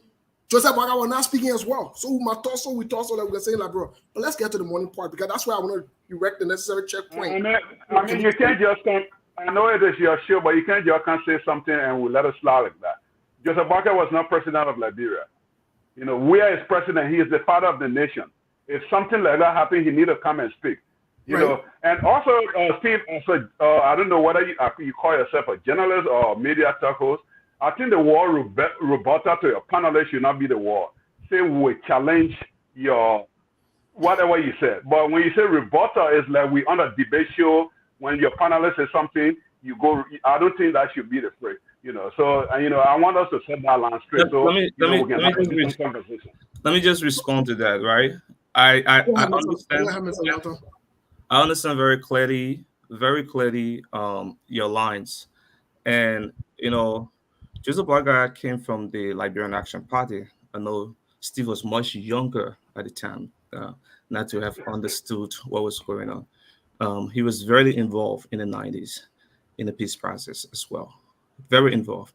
I don't know the magnitude and depth of the advocacy you want to see, but not the kind of advocacy that we saw when CDC was in opposition to Winkasti. All right, this is a respectable statement. His involvement in the peace process clearly shows that he wanted to see a Liberia that is stable, that is moving in the direction of progress, where we have economic stability, and we're able to move the young generation that have been ravaged by civil war into a place where they can rebuild their life, they can become productive citizens. So I just want to make that clear. Thank you. Mr. Tule, to your assertion, I agree with you. Sorry, I meant clarity.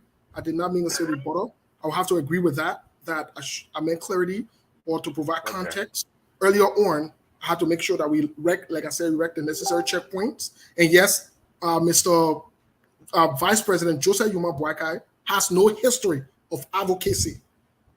It stands by that because there is no record of that at all. So let's move fast forward. You also have to define what you call advocacy, because Yonton just told you. You don't have to get in a student who a flyer before you know he advocated. So let's move fast forward. He participated in the peace process that brought the transitional government to Liberia. So that's part of advocacy too. So President George, we are participating in the peace process as well. But let's move fast forward. He is the president now. Something happened to any Liberian, he should come out and speak against it, especially where you have to missing children and the death of people.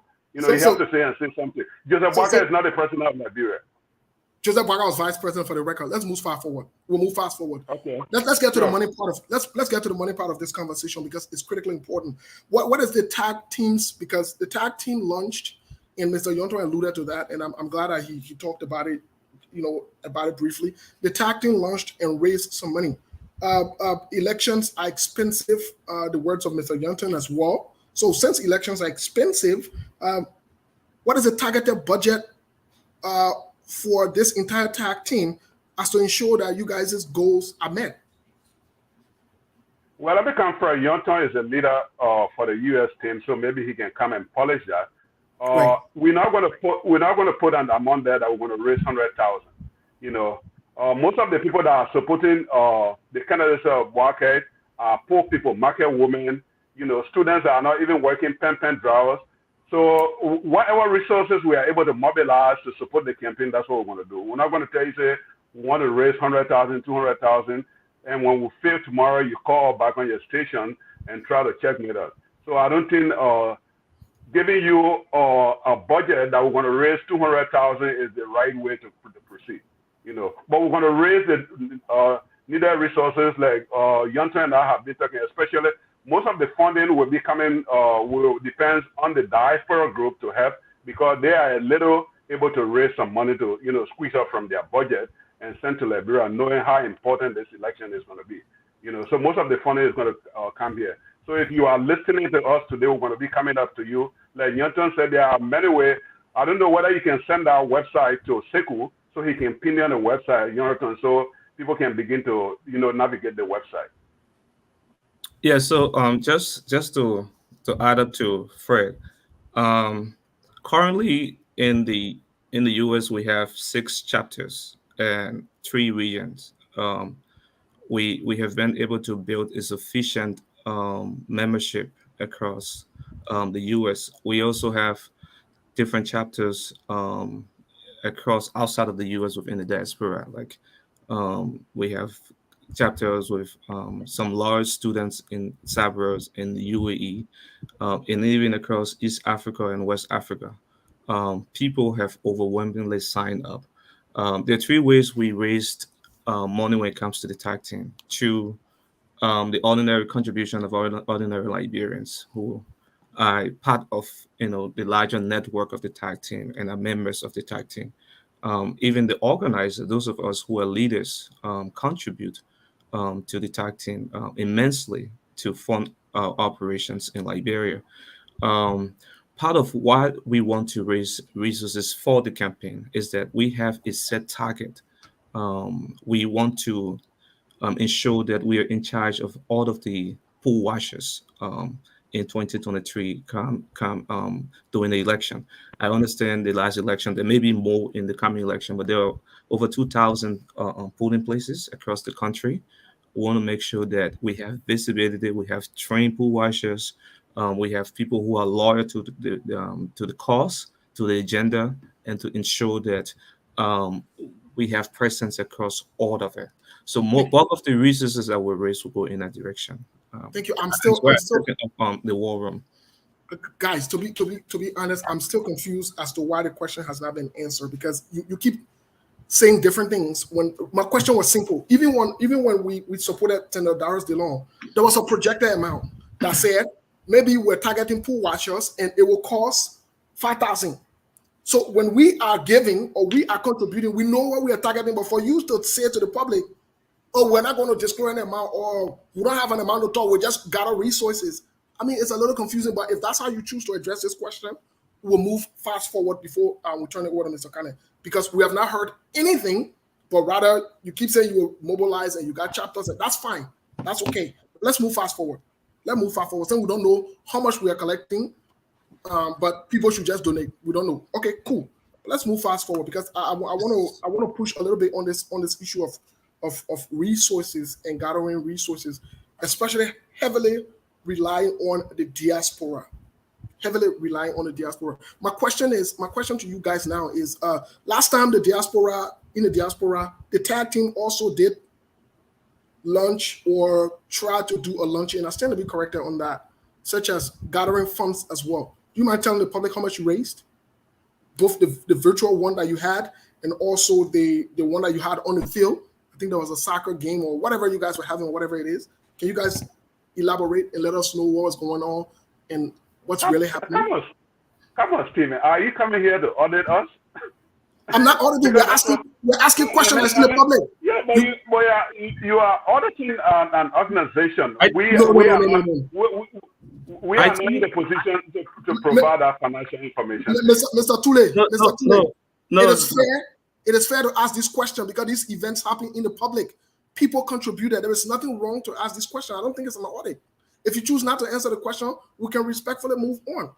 But we have rights to ask these questions because you have donors, you have people who gave their money. Why, if we want to know how much was collected, that bad thing again, that auditing there again? Okay. If you are a contributor and you want that information, we can provide it to you. You know, so this is like what they call a foundation. The foundation provides financial report to donors. Okay, you know, so I mean to come here and also, this was an initial fundraising that they had in Philadelphia soccer game. So you want us to come tell you that we'll raise 10,000? Would that be acceptable to you? Yes. Okay. No. Let me just come in. I know the Tact team is in the public. Exactly. And part of what we do is to solicit public resources. But let's be careful here. The public resources that we solicit are from members of the Tact team, even though it's out there. So we owe it to our members. When we organize the fundraiser, the virtual fundraiser, we were able to give report to our membership. All right. When we organized the soccer game in Philadelphia, we were able to give report to our membership, right? And there has not been any situation of financial discrepancy or any situation of a financial malpractice. In fact, the leader of the Tact team, TDR, is one that comes with a lot of discipline when it comes to finance. We're very strict about people that handle money for our operations and bringing back receipts and ensuring that accountability is okay, because this is the pillar upon which we're going into governance. This is the pillar upon which accountability, trust, coordination system, and I think the Tact team doesn't like that. Okay, well, let's have it for the record before Mr. Kane comes in that the Tact team has refused to tell the public what the race or so forth. That's fine. We respectfully accept it, and we can move on. Mr. Kane, back to you.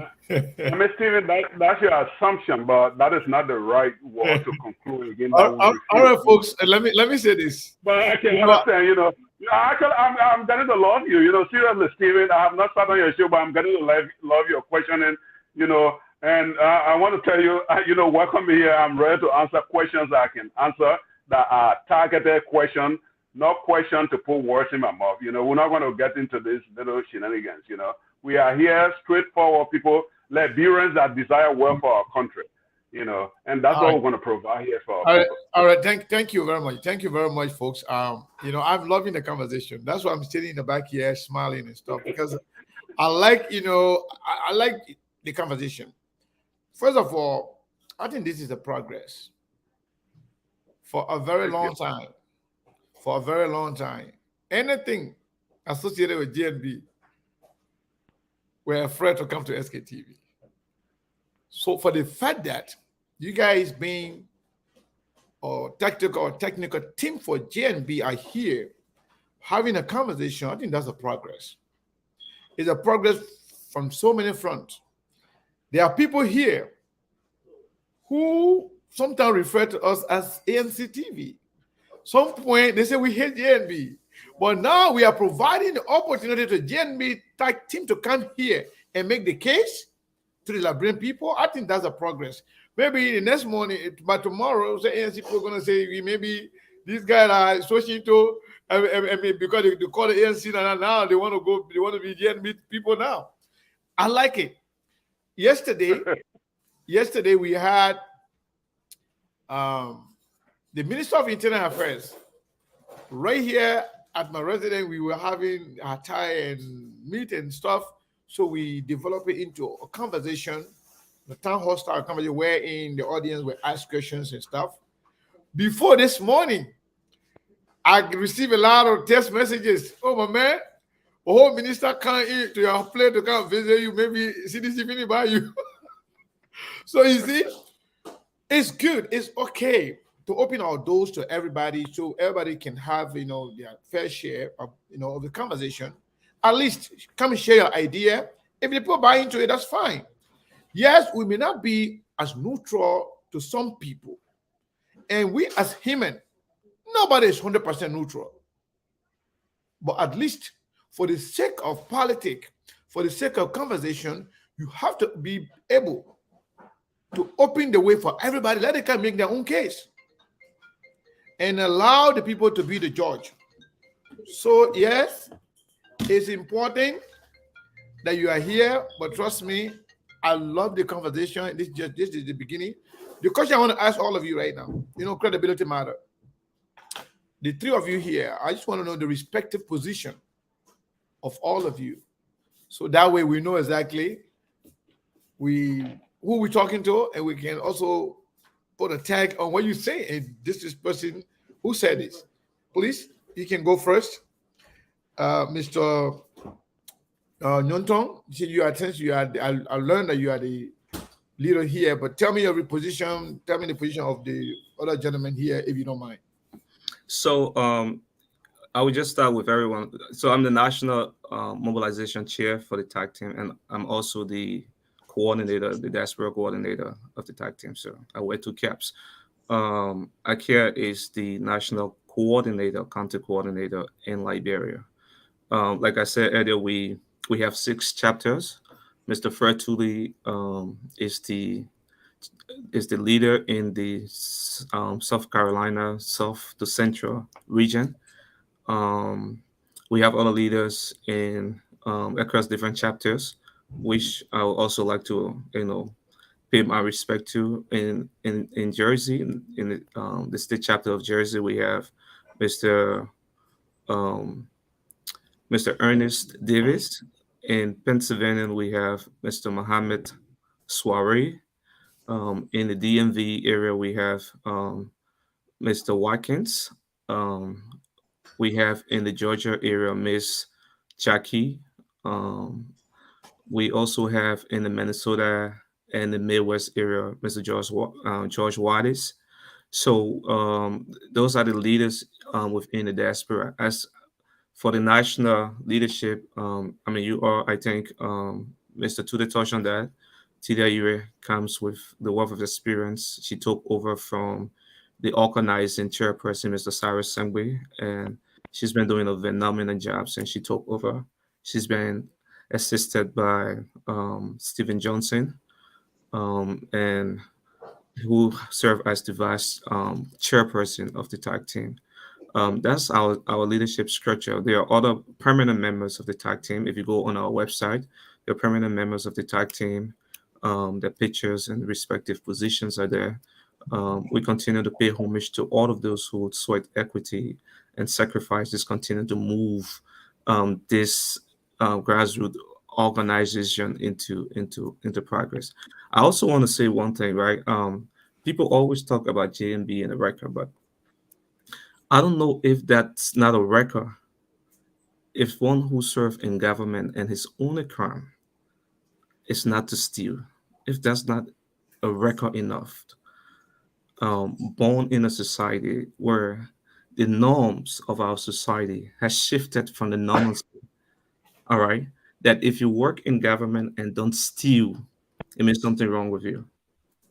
And this man only crime is the fact that he worked in government. There is not a tint in terms of allegation, in terms of corruption, for someone who has served in government 25 plus years. People, all right. 20 years. Thank you. Let me. I like that. I like that, and that is a good way to sell. Your candidate. I like it. I don't know who's gonna buy into it, but I mean it's good. So let me ask you guys individually. Before you can join something you must see something in it. What, Mr. Fred? What make you to say, you know what? I'm going to join this team. and moved by X, Y, and Z. And because of that, I think this is where I belong. What is the motivating factor for you to say, you know what, I have to be part of this JNB Tact team? Well, normally I have a degree in political science, and I live in this country. I live here almost half of my life, and even in this country, I'm not a member of any political party because I don't believe in political ideology, because sometimes they become cults, that when you join them, they go in the wrong way, you still want to follow them. I joined the Tact team because it is an independent auxiliary of the Unity Party. It comprises of people from the Unity Party and people that are not members of the political party.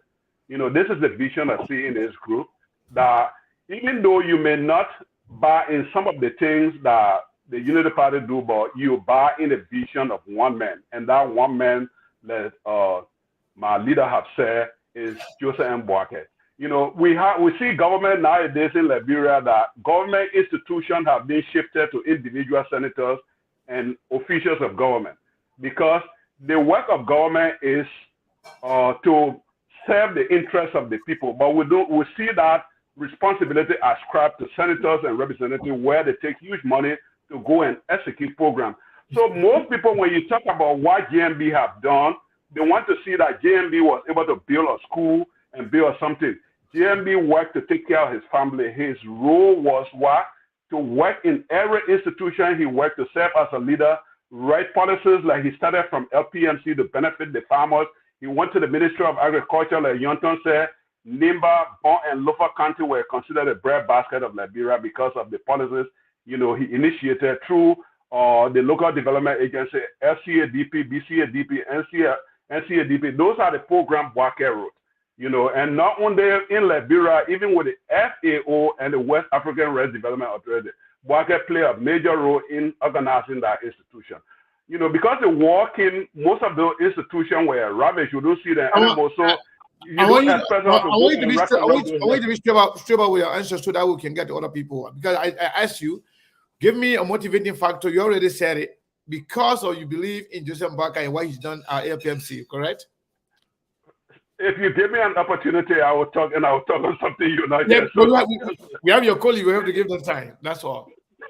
Okay, so that is what motivated me, that brought me to this group, because this group, it support the party work, but I don't necessarily have to be a member of the Unity Party. I can support Ambassador Boakai from this platform. That's fair enough. So, Mr. Atim, work like my give me motivating factors. So Master, maybe I can be motivated by the factors you're going to put forth here. Go ahead. Yeah, what actually motivated me when I get to realize who the Tact team decided to support. For me, I came from a background that I believe in honesty and patriotism. I believe in people who are honest and people who are patriotic. And I love to work with people who are from that background, who think about changing things, not think about grabbing and getting for themselves.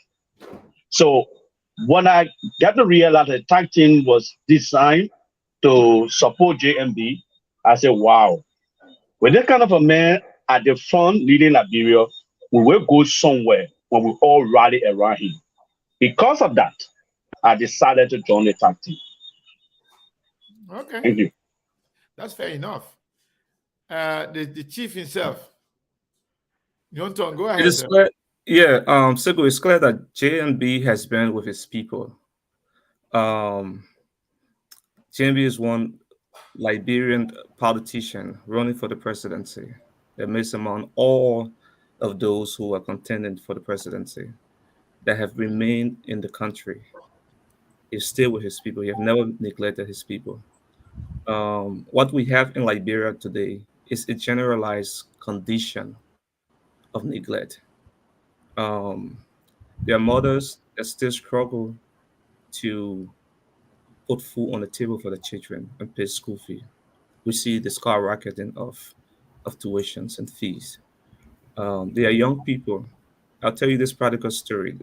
In 2017, I met a man who, very brilliant, graduated from the Cottington University, and that was in 2016, and graduated 10 years prior. So that means that in 2006, he graduated from the Continental University. And fast forward, had not found job. We have a whole bunch of young people who are graduating from universities that are adding on the number of unemployment today. We have civil servants. Under the Unity Party-led government, they were being paid on time by the 25th of the month. Today, their salaries have been harmonized. We have Are we talking about your motivating factors here? no, yeah, we have Okay. a lot of Because those are, you're going to different territory now. We could yeah, the maybe another objective person that could conditions, right? expand on those. I just want to know that what Why really motivating me now, right? yeah. The objective conditions of our country today speaks to the fact that we need leadership. And Joseph Human Walker, a man that has not neglected his people, a man that has withstood the test of time, that has the requisite experience, that know on day one what to do to revive our economy, who to put in what position so that we can attract the necessary international partners to buy into our economic manifesto, to move our country in the direction of agriculture and provide excess of jobs for our young people who are struggling today. This is the only man that I see. And I think my story resonates with his story and the story of many other Liberians that were tied in Liberia during the war that could not even move, but they were stuck there. We had other people traveling, playing soccer, other people on the other side. Other people working for Coca-Cola, other people, You understand what I'm saying? But we were stuck with each working Coca-Cola factory in Yeah. in Pakopin. Other people going down, going to Ghana and some people going to Russia to go back home, right? Yeah, so No, I'm not picking on anybody. I'm just talking because those are the talking points for everybody. You are interesting. So anyway, Steve, Yes. are we going to take calls? Yes, just before we take calls, I wanted to ask the Tact team. See, let me say, because the reason why I say Pakopin, because when you mentioned that commies used to work for Coca-Cola, a lot of people think there how they can walk to go to Coca-Cola factory in Pakopin, and they can afford Coca-Cola. They were packing bottles. They were packing bottles on the pallet. So that's some of the things. So, that I'm just going to infuse some humor in there. no, yeah, that's It's good. Steve, go ahead. Sorry. Yes, just before we open the lines here, I'd like to, like Sekou said, these are part of the discussions we have. This is political seasons. We will ask questions. It's our responsibility. Whether people think the questions don't make sense or so forth, we will. And it's a good thing to have you guys on to sell JNB, sell the idea of the tag team, connect with other Liberians. You never know what could happen after here. But I want to ask you guys a question in terms of financing, because we know for a fact that you guys will come back at some point. We'll coordinate again, unless maybe they tell you, quote unquote, we're a coming station, so don't go by there. But I don't see that here. But here's a question I want to ask you guys in terms of logistics. Considering the elections are on ground, and from what I'm hearing from you guys, the focus is on ground, but the resources, for the most part, you are looking up to the diaspora to some extent. I mean, maybe at a very high extent. But here is my question in terms of the logistics, how to get the logistics, since you have not told us what your budget is or what you are looking at or what you are expecting to get. How do you expect to get these logistics around the country? Because we don't even know what budget you're working on. We don't know how much to expect. And probably we'll ask you questions down the line because you haven't even answered on how much you've raised as of yet. We'll ask you questions down the line. You might not even tell us. So what are your game plans? What should we expect from the media? What should we expect? And how can we help you achieve your goals? Well, one of the ways you can help is to create a platform, as you are rightfully doing, to talk about the tag team and to have a conversation around the attractiveness of what we do. Make no mistake that our population, the single most largest segment of our population, happens to be young people. and the fact that this is a non-partisan movement, the fact that this has attracted a lot of appeal from for young people. I was amazed when students who are studying as far as sappers could sign up for the tag team, even though they're studying. And it said in 2023 we'll be ending our classes, we'll be graduating, and we'll be on the ground to ensure that we support our boots on the ground, we support JNB, right? So it has attracted a lot of young people. The way we intend to move around the country is the way we have structured the tag team. And I think Ikea can speak more on that. We have structured the tag team to create district leadership, to create university leadership, community leadership, right?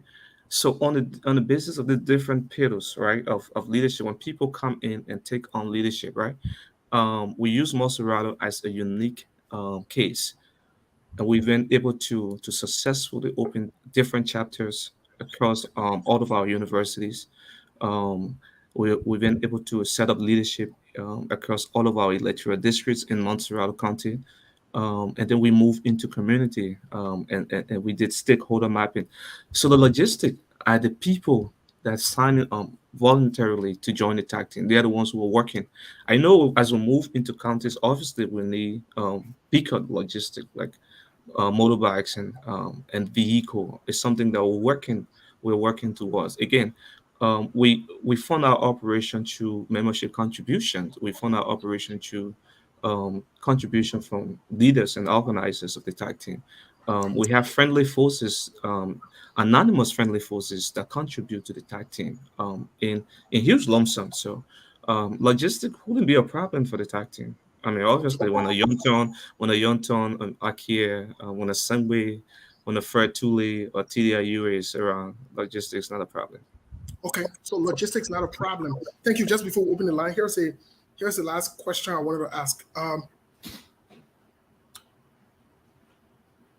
Why if Joseph Boakai does not run? What is the tag team's plan B? Let me answer that question. Steve, the question he asked are so interesting. Joseph Boakai is going to run to be president of Liberia. That is confirmed. Let me confirm back to you emphatically. He is going to be the standard bearer of the United Party for the 2023 election. There is no other option. He is going to run to be president. The only thing that was stopping until something unexpectedly happened like death, but he is going to run. As long as he remains healthy, he is going to be our standard bearer for the United Party. So you haven't answered that question. You stated something different, totally different from the question, but that's fine. It's your right to not answer the question. Anyone wants to take a swap at that question before we open the line? Because I think it's a legitimate question for any political leader. So we have plan A, plan B, and plan C. What is your plan B? Joseph Boakai. Okay. There's absolutely no way that Joseph Boakai is not going to run. And again, the question is based on the foundation of hypothesis, right? It's a hypothetical question. What if? It's difficult to answer what if. What if Comey doesn't run? He goes back to Coca-Cola? Or what if we had decided that he was just going to be... So which one? The one in Pakopin or the one in Washington? You're just still the one in Pakopin. The one in Atlanta, Georgia? Well, thank you guys for opening the line. Since you've provided your answers and you don't want to answer the question, you provided your talking points. We'll stick with your talking points. That's okay. We accept talking points on SKTV as well. Since you don't want to address the direct question, we'll open the lines and we'll allocate 1 minute to each of our callers, 30 seconds to a minute. Please come and make your point. And we're open to that. I have a caller here. Oh, okay. I think this person calling from Liberia. I don't think I pinned the number. Yeah, not yet, but you can do it. I can do it. Also, a caller from Liberia, I believe. What is your name? And are you from Liberia? Actually, because it's a WhatsApp call. Yeah. My name is Sidiki Kroma. I'm calling from Liberia. Thank you very much. Sidiki Kroma from Liberia. Yeah. So, what's your take? I just have a comment to give to your studio guest from the JNB tag team. What I want to say here is this: Liberia have suffered so much. Liberia is 175 years. You guys, the Unembashish, the JNB tag team, and the Unity Party folks always caring for Joe Boakai is this. He's a man with integrity. He have experience. But this is a man that worked for the former president for 12 good years. All of the good Ellen did, he take glory for it. But when it comes to the wrong, the issues about, human rights violations and corruptions and all those things, instead, they squandered opportunity. He was vice president. He never had power to do these things. This is a man that is following Jmb Lawrence, who is being expelled from the Liberty Party to do this illegally. And then you people want us to give our country to this man? It's not going to happen. We are clear with this. The Liberian people deserve better. In 2023, it's Alexander Benedict Cummings we're going to elect to the presidency of this country. So thank you very much. Oh, wow. I have a caller already. Caller, what's your name, please? Yeah, I still have callers here. This is Lofa calling from Raleigh. Okay, that's fine. Sorry. I just got a quick question for Nyantan. Nyantan, as a young man, have made it clear to other young people that we need young representation at the House level and in other governing aspects of things.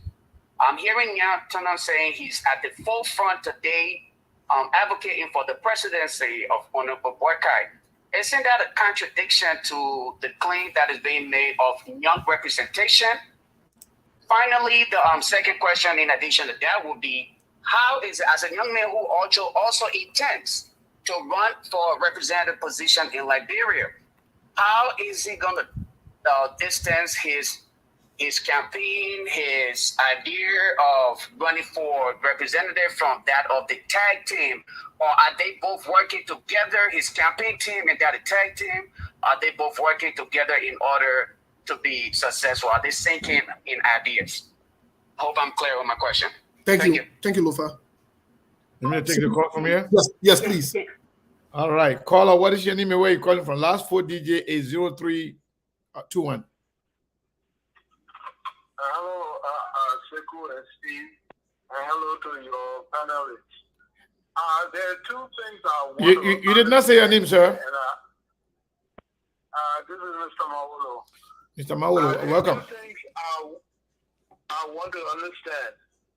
I see the Unity Party people keep running away from the fact that Joseph Walker has been involved with government for at least the past 60 years. They keep saying 25 years. If it was only 25 years in the government, can they please tell Liberia what has he done with the 50 plus years of his life? Because he's 70-something according to them. If he only served 25 years in government, what did he do with at least 30 years of the rest of his life? The second thing, I hear them trying to say that he was with his people. Can they give any verifiable data of what he did for his people when he stayed with his people? Because if you were just with the people and doing nothing for the people, you are as good as not being with the people. So if they could just make those two things clear, that would be fine. Thank you. Thank you very much. Steve, do you have another call? No, I don't forget. Okay. All right. I still have callers. Mr. Tule, Mr. Tule, we'll give you guys the time to talk. We're just taking calls right now. So just make sure you jot down, the questions and the comment. Then you have time to respond to them. Caller, what is your name? Where you calling from? Last 4 DJ 3746. I'm calling from Texas. Kesley from Texas. Go ahead, sir. What's your take? Yeah, thank you very much. And let me say thanks to the guests in studio. And I want to say thanks to Ramadan for the response he gave. When it comes to talking about what JNB has done in Liberia, I don't think Liberians should be asking those questions. Especially for Liberians who live in the diaspora. Knowing very well that public service in itself means that you have done something. For a man who lives in a society that is corrupt, that is criminal in nature, to have served for more than 25 years, and we can't show anything of him being corrupt. The only thing we say is that he's old. I don't think that is enough. We should be glad that we have someone of church who is coming to the platform, and who want to make the difference. If they only want to come in the public service, in the presidency to set foundation. Whenever you up to them to either live with the foundation or damage the game. Because I never for one.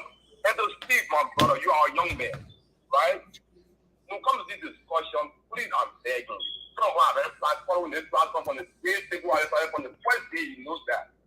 Don't be too emotional. I know your hate and your arrogance against the Unity Party and JNB. Don't be an antagonist.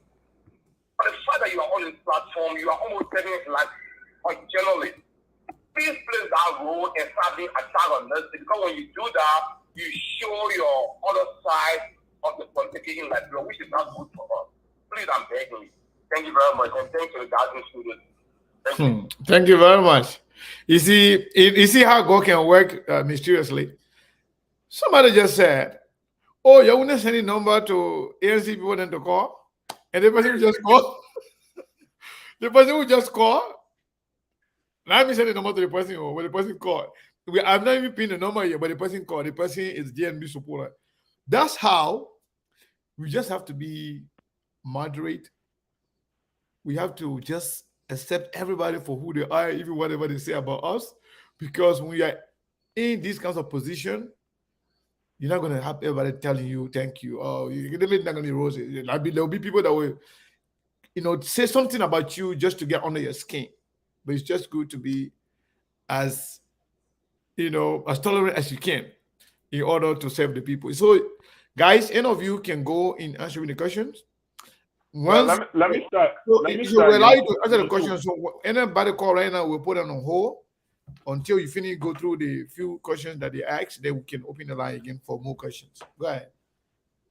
Yeah, I'm responding specifically to the question to Yonton that he was advocating for young people. I think one of the problems we have in Liberia is, and not to denigrate anybody, but sometimes English can be a problem, when Yonton said young, I think he didn't mean young in appearance, but young in mind. That's what he meant. Like when Boake said some opportunities were squandered, I think he was using the metaphor, and a lot of people, they have taken that statement and run away with it in different direction and given the different interpretation. Instead of really being, giving this man a kudos that he served in the government and he stated something that no vice president would say that in any country in Africa. Because, when you serve as a vice president, especially in Africa, you got to be careful because you can easily be started tracing. Even in this country here, the vice president don't say a lot. You got to work in line with the president. So I'm responding to that. And asking him also whether he's going to be with the Tact team and run as a representative. Of course, we'll learn how to multitask in this country, in the United States. When you live in this country, you got to learn how to multitask. So Yonton is going to be able to multitask. And also to direct the question to the gentleman who talked about Boake says 60 years, so you are telling me the man who worked as a teacher, he should give you account, of the service, even though he worked practically as a government job, but he's a civil servant, So Boake, most of the year when he worked as a minister, he was a civil servant. When he worked as a vice president, he was a civil servant. So cumulatively, he worked 25 years, not 60 years, as you said. So that is what we have to understand. And we have serious problem in Liberia. I think since you responded to that particular man, let me clarify some part of his question. He said he believed people are saying that Boake served 25 years in government. So he wanted to know 60 years of his life. If he managed 25 years, what was he doing in the rest of the other year? That was the question. He was working in the private sector. Boake have a corporation that he manages. When he left the Ministry of Agriculture, he managed a corporation by himself. He owned businesses. Actually, I was a young kid going to school in Maria. He had a restaurant at the African Plaza, which is the building right opposite City Hall. He had a restaurant over there. I had a colleague who was going to school together. He used to work over there. That is how I knew that he had one had that restaurant. So he was in private sector. All right. Anybody else want to go to these questions before we take another call? We have a caller here. But yes. Go ahead.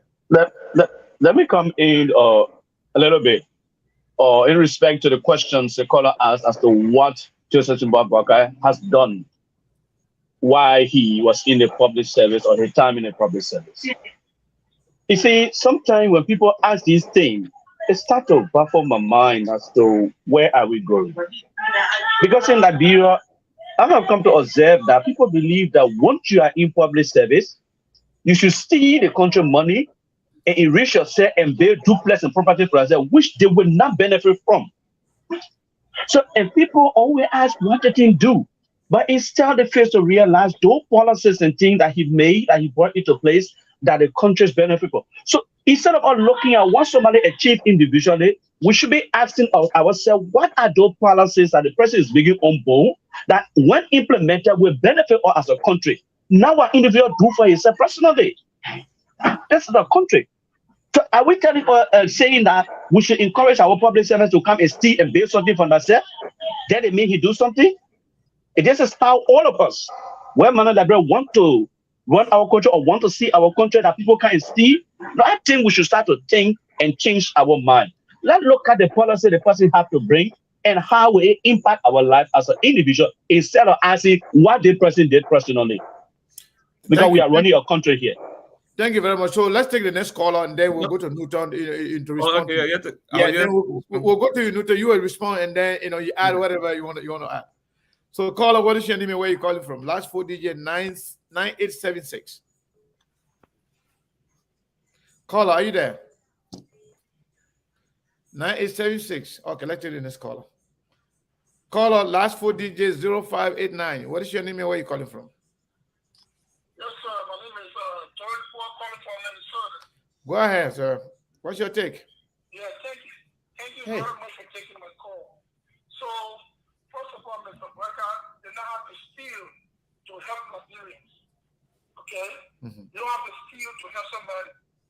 From Mr. Brecker, on financial record, you can only assume on the deal that you made at least $5 to $6 million. Okay? For making $2.4 million a year. Every day you were taking home at least $400,000 to $500,000. In 12 years, that's from $5 to $6 million. Okay? So as a millionaire, you can still help your people. But my question about is, has Mr. Brecker ever been audited? That's number one. Number two, Mr. Brecker may not ever get to the point that he got to, which is the vice presidency. So while he was vice president, did he put together the master plan that he's going to have right now? Did he put that plan together and present it to Ellen, and Ms. Ellen refused it? That's the two questions. Has he ever been audited? Or did he ever put a plan together, or economic plan together, presented to Madam Ellen and she refused it? Those are my two questions. Thank you very much. Thank you very much for your question. I hope they are taking notes. Let's take the next caller here. Caller, let me see if this caller is back here. That was the caller with 609 number. Last 4 digit is 9876. Are you there? 9876. All right. Let me leave that caller. Take another caller here. We have a lot of calls, man. Caller, what is your name and where you calling from? 4658. 4658 caller. What is your name and where you calling from? Oh, yeah. Hello. Thank you, Seko, for taking my call. My name is Teddy Ted Lion Yankon. I'm calling from Fargo, North Dakota. Teddy Ted Lion Yankon. Yes. I mean, that music can make me run away. Because if you lying, now ain't that's what, man. Go ahead, sir. I just pull your leg, my brother. Go ahead. Yeah, I know, right? Yeah, thank you anyway. Yeah, I see people on your show, greeting to your guests. Liberians seem to be hypnotized by the spell of some of these failed politicians in our society. Based on sentiment, they still heal those people.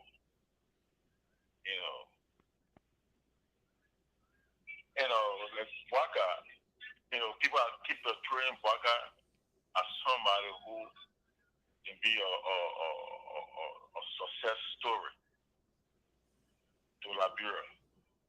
No. The woman served for some more years plus. I'm not against the woman. But nothing really the woman can show of his career. He was person with any joint selling about 70 some concessions agreement. You want to tell me that she want to make this deals and give to you, you then signature to all those deals. So why your share been growing? You know, we're not stupid. But people still trying to portray certain politicians and want to compare them with Josh Manning's We Have story. That you can see everything about this man's life. He dedicated his life towards Liberia in the way he is now as the head of state of the Republic of Liberia. But people still try to break it down. They try to paint him black. They refuse to accept the tangible. But they decide to remain intransigent to the reality, to the facts, to make you believe that this is it. Or you forgot. I want you to conclude, please. For Braga, when it comes to even the Asoko agriculture, Joseph Braga has failed his own people. There was a rest agreement of the Israelis with those machines got stuck in Lofa. Braga killed that dream because there are people who want Liberians to be hooked up to that rest business. They don't want Liberia to produce rest. If Braga had been a truthful human being person to the people of Lofa County, he would have allowed that deal to strike to go on with that deal. But Braga took bribery from people so you think so to use rest commodities, rest products as a political products. So hold on, my brother. So now, allow that deal to be successful.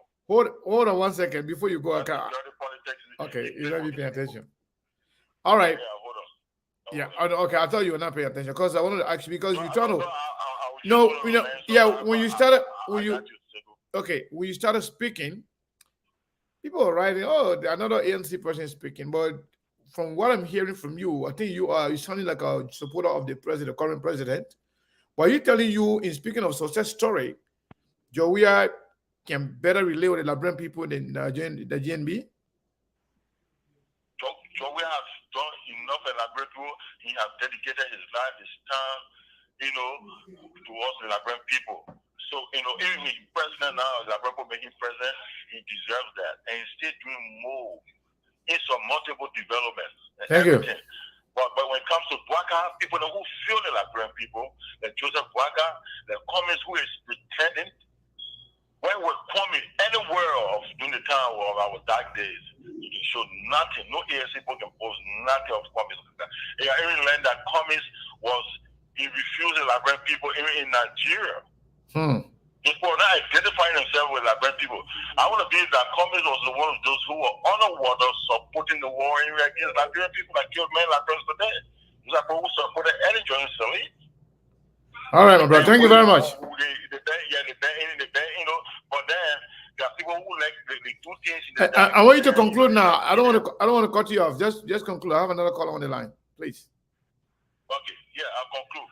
What I'm saying is that both comments, those folks, those people, the Liberian people only portraying them because they don't read between the lines. They just want to talk. They just want to blow air. They just want to say things.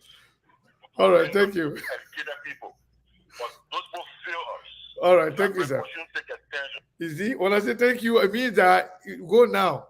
But if you can't hear it, then we'll go to all right. Just call it off. I'm sorry, but we have to do that. So call again. Last time, last 4 digit 9876. Are you there? Hello. You know what's happening? This person calling from this number here. The person now is following the show. The person trying to listen to the show through my phone. You see, I just hang on the phone. The person calling by again, but when I say talk, they can't talk. But they're calling. They want to be listening to the show through my phone. How do you do that? Oh. Hello, caller. What is your name? Where are you calling from? Hello. Yeah. Yeah. Is it Figo? It's Sekou. I mean, you've been calling. We've been getting to your line many times. You're not saying anything. Yeah, my name is Jinking. How you doing? Your name is? Jinking. That whole name there? Jinking Fakoli. Jinking Fakoli? Yeah. Okay, Jinking Fakoli Kuruma. Go ahead. Yeah, Sekou, the first thing I want to ask you is, I think you people are supposed to use the platform to make at least for people to come together. Okay. You're using this platform here as the basic. How? In the first place, you better you preach against poster too much. Any good thing poster do, you don't praise it. You are say bad thing about poster. It's not right like that. And the second thing here is you think Waka must take his own of money and build Liberia. He been working for 40 years, he been working for 50 years. Who you think I will get, I will be president, I will take, or will be vice president, I will take their money and be dividing it around. This man has his family. You can only do that job to do the right thing for the Liberian people. Because Waka ain't take money to build a whole lot of homes, whole lot of houses for himself, or to be traveling up and down. So you just see that Waka, why he did, what Waka can bring on the table. Well, how many persons Waka cannot build house for everybody? He will only put policy, a policy in place for people. You gotta stop this thing. You gotta pray them that will come together. We will not say this one here. When the other person say this, they will come back and say this one. Who will say the truth? Who will say the truth here? You have to even ask Steve, man, when somebody is talking something, it has come in, he will have interest. It has somebody say it has Waka, you will see, he will be laughing. He will be laughing. What's this? This is not good. You will not use the platform to divide people. Just use the platform. Let's come together, my brother. I'm telling you, Liberia is destroying. Even the hold on 1 second. Hold on 1 second. You said, listen. You said how Steve can laugh again? That's how you can laugh. I can watch him. I can always watch him. I can just be watching Steve. I can give him people all the time on his TV. I can be watching him. And right now he's bending his head because he's sheep. He can't lift on his head. So I'm trying to say. I think you're the best caller of the day. So I want you to conclude. Yeah. So you gotta bring Liberians together. We open say if you are done by it, even those that people say oh they stole money, they do this. You gotta have conference. You're the first people. You're supposed to come together. You gotta have one. Okay, I come. Yeah, thank you very much. I come and let you go now. But let me say this. Yeah, so you say something about me talking bad thing about Costa. I can't praise Costa. Next time when Costa do some good thing, you call me. You let me know. You can't. I'll give you time to praise Costa the whole day. Yeah. I will call you. Okay, no problem. I will call you. Okay, thank you. All right, bye-bye. Thank you. This guy is the best caller of the day. They may accuse you, eh? They accuse me. I can be talking bad him because I do good thing. I can't praise him. So anytime Costa do some good thing, he may call me. I will put him on the line. Will praise Costa. Hold on 1 second. Caller, what is your name? Wait, call him. Then we'll go to Mr. Newton here. Sekou? Yes. My name is Abina. I'm calling from Pennsylvania. Abina from Pennsylvania. How are you? Yes, I'm fine. Well, I want to thank your guests on the show. They are very eloquent and they well articulated the vision of JNB Tact. So I want to say JNB is elderly statement. He's respectable, untainted, and he's a good man overall. But I just want to describe JNB as, you have a company, you have a good employee that go to work every day, never miss a day, always on time, but they are not producing anything. JNB is a respectable man, untainted, all that we agree. But he's a laid-back man. He's a follower. I don't think he's a leader. Liberia is at a crossroad. We need somebody vigorous, someone that is going to take Liberia to the next level. Liberia has no system. Everything in that country is broken. We need somebody strong. We don't just want somebody to go to work. We need someone that will produce and produce results. That's all I want to say. So hold on, before you go, let me ask you. You praised the panelists, how they articulate well and everything. Then at the end of the day, is it JNB is a follower, not a leader? And that's the person they're articulating for? Oh, that's what I'm saying. The people on the show, they're doing a good job. We all agree. I agree. JMB is an elderly man. I agree. He's a serviceman. He has done all these things for Liberia, for lack of a better word. But Liberia is at a crossroad. I see people comparing JMB with with the President of America. America has a system set in place. So there are a lot of people that you can put into that system that will make it work. But Liberia is broken. The past government in the past have run our country. Liberia needs somebody innovative. JMB is not the guy. He may be an elder statesman, he may be corruption free, but we need somebody that can take Liberia to the next level. We need somebody that can produce, somebody that will go to work, set goals, and come up with results. JMB is not the guy. Wow. The woman came and praised you, say you articulate well, but the woman can articulate more than you. Well, no, I mean we respect her view. You still taking call? You want me to come in? Yeah, Newton. So I will pause for now from taking calls, so you can respond to these calls, and then we can take it from there. Man. Yeah. I apologize. Go ahead, Mr. Kane. I think just before you are coming, we're going over. Yeah, people are still calling. I'll take the call and then let us just wait. I want Mr. Newton to. Yeah, okay. What is this tip? I said we're going over the 2 hours mark, 2 hours and 21 minutes. So we got to call it a day because we got to. We'll just be. Yeah. So what we're gonna do? Here's what we're gonna do here. After Newton talk about, respond to these questions and add something to it. The last two calls I already answered. We will take them, and they will be the last calls, and then they can take a turn, in responding, and at the same time, making closing statement. Then we can call it a day. So Newton, go ahead. So let me start on.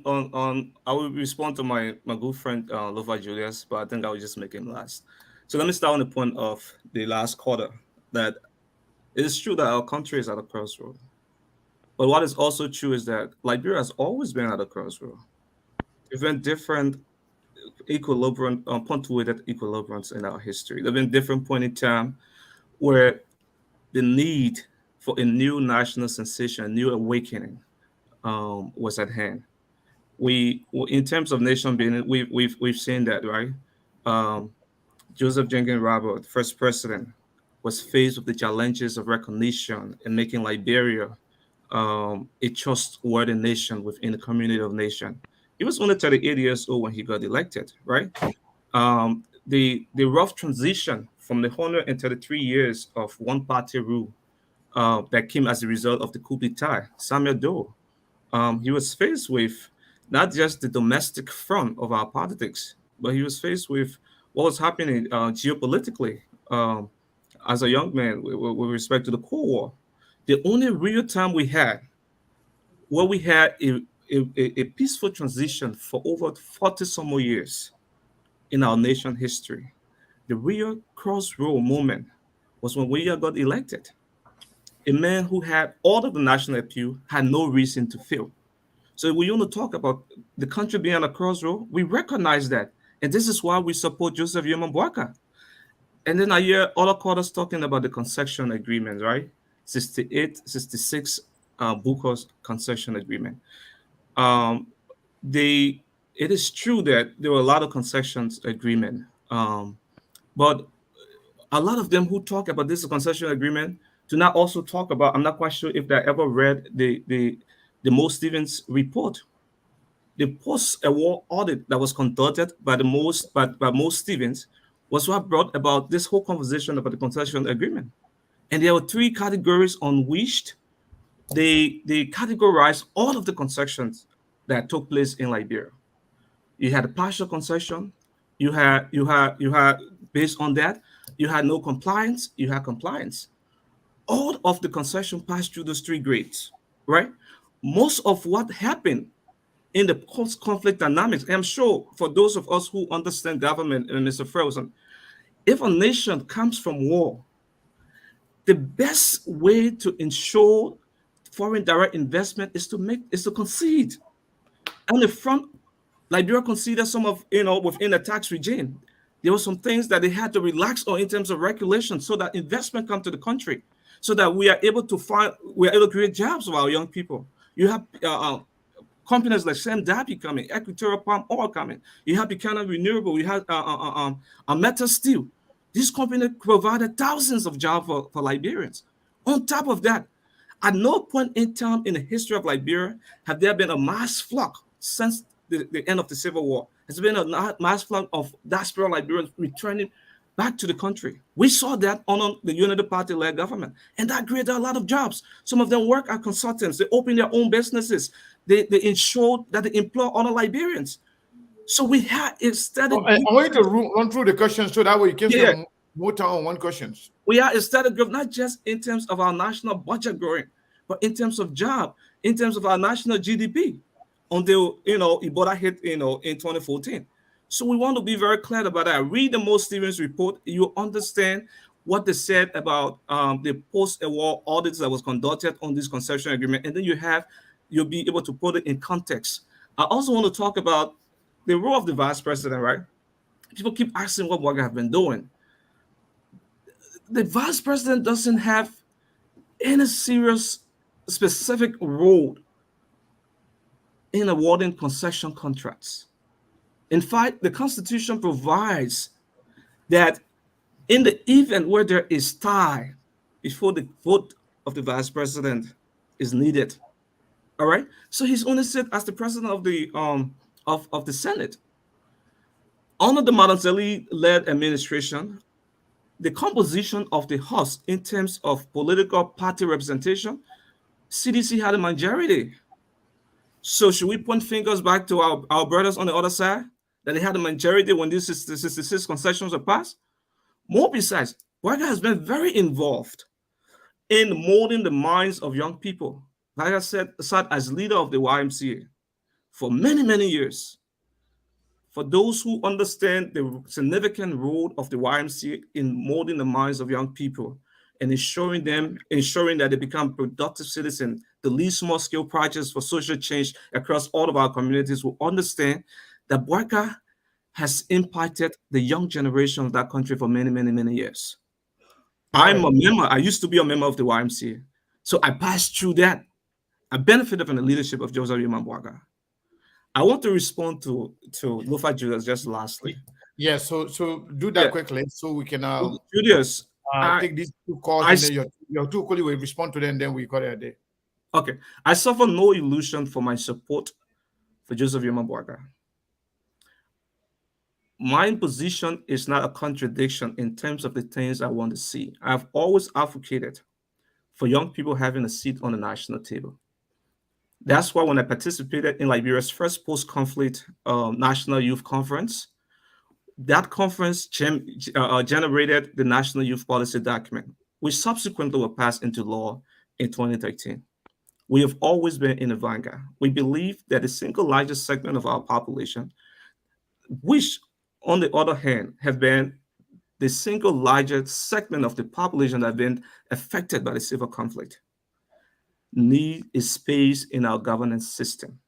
We have to end drugs and substance abuse among our young people that is ravishing this generation of young people.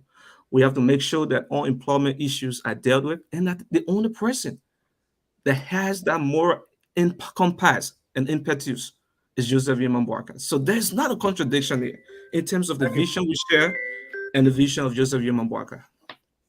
Wow.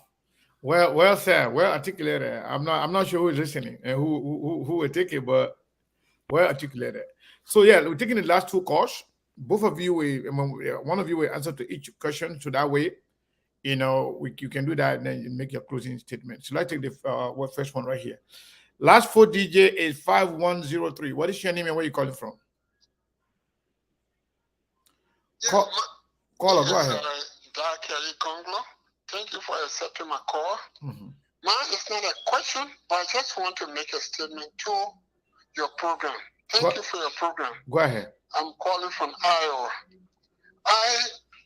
When I listen to the studio guests, sometimes I feel some discouraged, not only your program, but almost all the talk show hosts. We have the country at a crossroad. If we are discussing issues that have to do with the forward movement of this country, we should be discussing a plan for each of the candidates. What does Boyka have to put on the table to move this country forward? What does Mr. Comey have to put on the table to move this country forward? Or what does George Weah or Councilor Gonglo has to move this country forward? But we can all, that is something that get us to where we are today. Because 2017, like people told the ball got the country at heart. Is that a play? The ball got the country at heart? Is that what we discuss? We should be discussing the platform for each of the candidates. Because that's the only way we'll move from where we are to move forward.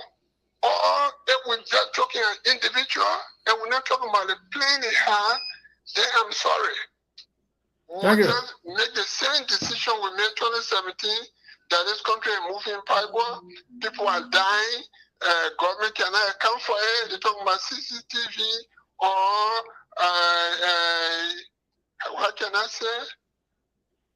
President making music every day while the country is moving backward. He has no time. Thank you, sir. So for me, I have nothing against each of them, but let them put forward their plan so that we can discuss it and make an informed decision. Thank you. Thank you very much. This is the last caller. Last caller.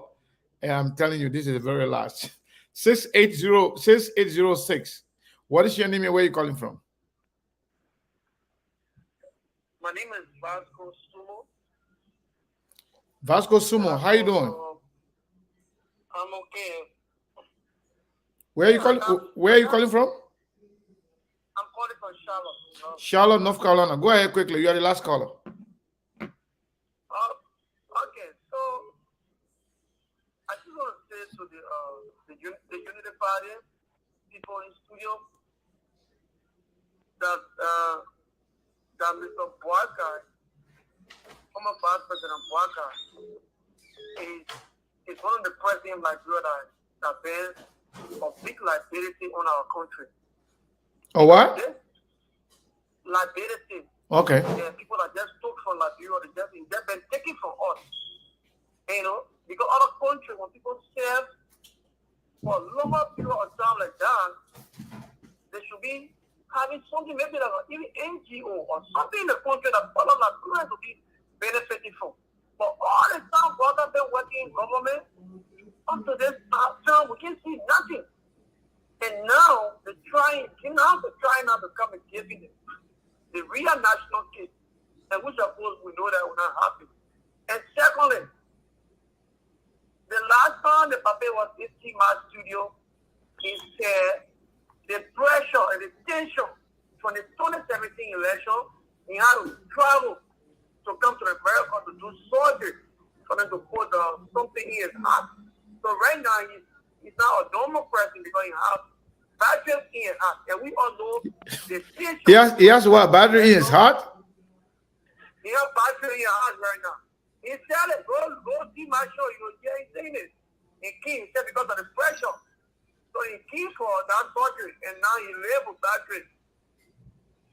Are they taking this thing into consideration that the pressure for this coming 2023 election will be so tough for Mr. Bada with the kind of condition he faces right now? That's my question to them. Thank you. Well, Mr. Atim, Mr. Fred, any of you can go first. You have two callers, and any of you can take on one of them, and then you guys can close. Yeah, let me take the last caller. Vasco, I think Vasco, if you are listening, I live in Charlotte. Yeah, Vasco Sumo, you live in Charlotte, I live here, and I have probably followed you online and seen most of your posts. You know, you are obviously from the CDC, your page is placarded with weird photos. So, you know, I like your iteration about Honorable Boyka. But when you grow up, when you are born, you grow up, you go to school, you get education, you work. And it depends what you want to do in life. You can decide to be a lawyer to make more money, or you can decide to do anything Ambassador Barker decided to be a public servant. You know, public servant is a calling. People don't go there to get wet. You know, so for you to say that a man who works to take care of his family, he is a liability. I don't know whether you understand the word liability or you just want to use it in the space because you suppose CDC. So anybody that has worked for government, you know, is a liability on the government. So, you know, I'm not going to throw any jab at you. I know you are young. I don't know you personally, but I've seen your post. So Mr. Barker is not a liability. So anybody that works for government, from a teacher or nurse, everybody that works for government, they are not liability. They contribute towards the development of their country. And that is why Ambassador Barker has given his life, you know, to the service of Liberian. He didn't decide to be a lawyer, to be a corporate person, to go work in the private sector and make more money and go sit down. He decided to be a public servant. And one of the ideal things about him being a public servant is his record is not tinted. Everywhere he said, I think you remember, I don't know what prompted Amos Sawyer to have said that before he died, but it was good that he said something, you know, about him. This is the only man who has said throughout his career.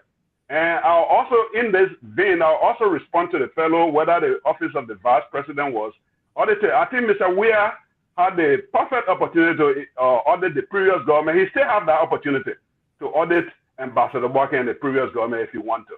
So that there is no question about that. You know, they can audit the previous government if they want to. They have that ability. They have the authority now in the country to audit the government. And most of the callers, they just make comments. And the last caller before Sumo talk about platform. The Unity Party is going to release a platform, and hopefully Stephen and Sekou will give us another opportunity when get hold of that platform. We can come here and discuss that with many of your listeners and those who will be listening to us. The only thing we can tell you is Ambassador Barker is ready to serve. You talk about his pacemaker, former Vice President Mike Pence, you know, has a pacemaker. Dick Cheney, who was defense minister, have a pacemaker. Bill Clinton have a pacemaker. So when you are our man and you get to certain age, hypertension is common. You know, just correction. Dick Cheney was a vice president. Yeah, vice president. He also served as defense minister. I mean, Secretary of Defense. Sorry, Secretary of Defense. He also served that role. Yeah. So I'm just giving you some names. So by having a pacemaker doesn't make you incapable of serving. And I also want to remind you that we have a young man who plays soccer. Yeah. Mr. Tule, I would also like to push back on your statement that when you are a man, for some, not everybody can. That's why I said for some men, when you are a certain age, you develop hypertension. You know, thank you for that.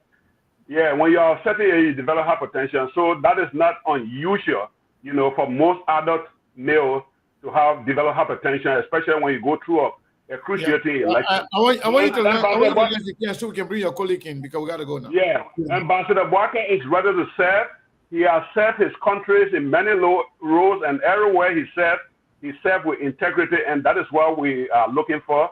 You know, the lady from Philadelphia talk about you have a public servant, somebody who go to work but he don't perform. I think from the caliber of leaders Barker will put forward to manage his government, they will tell you what kind of leadership he will portray. Thank you. And lastly, Mr. Tule, just to make the correction or to be clear on some facts here, Vice President Mike Pence is not running for presidency.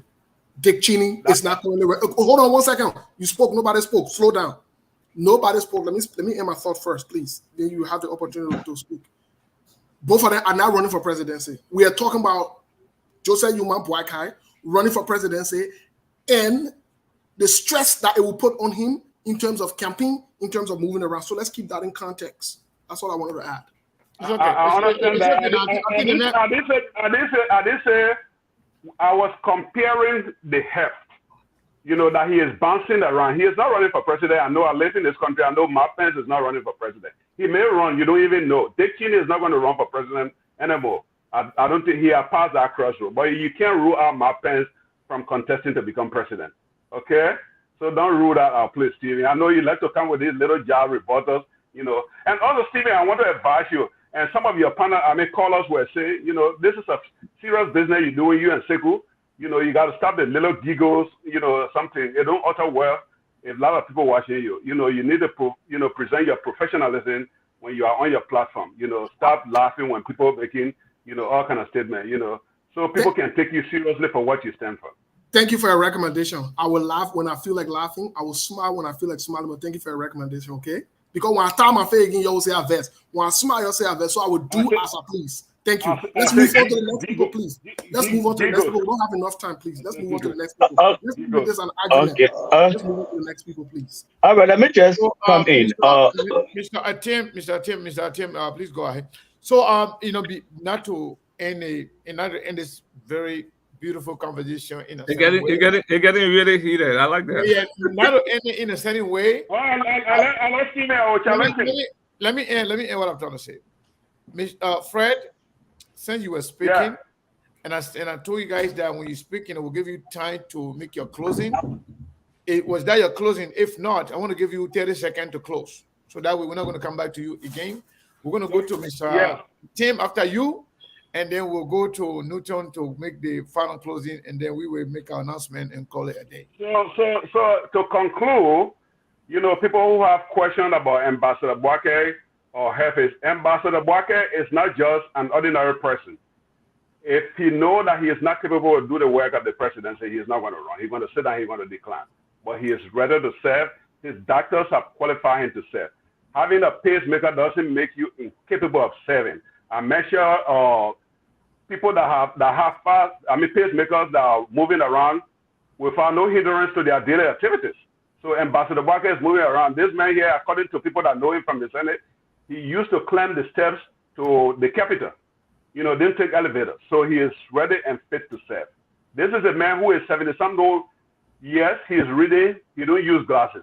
So he is ready to serve. Thank you.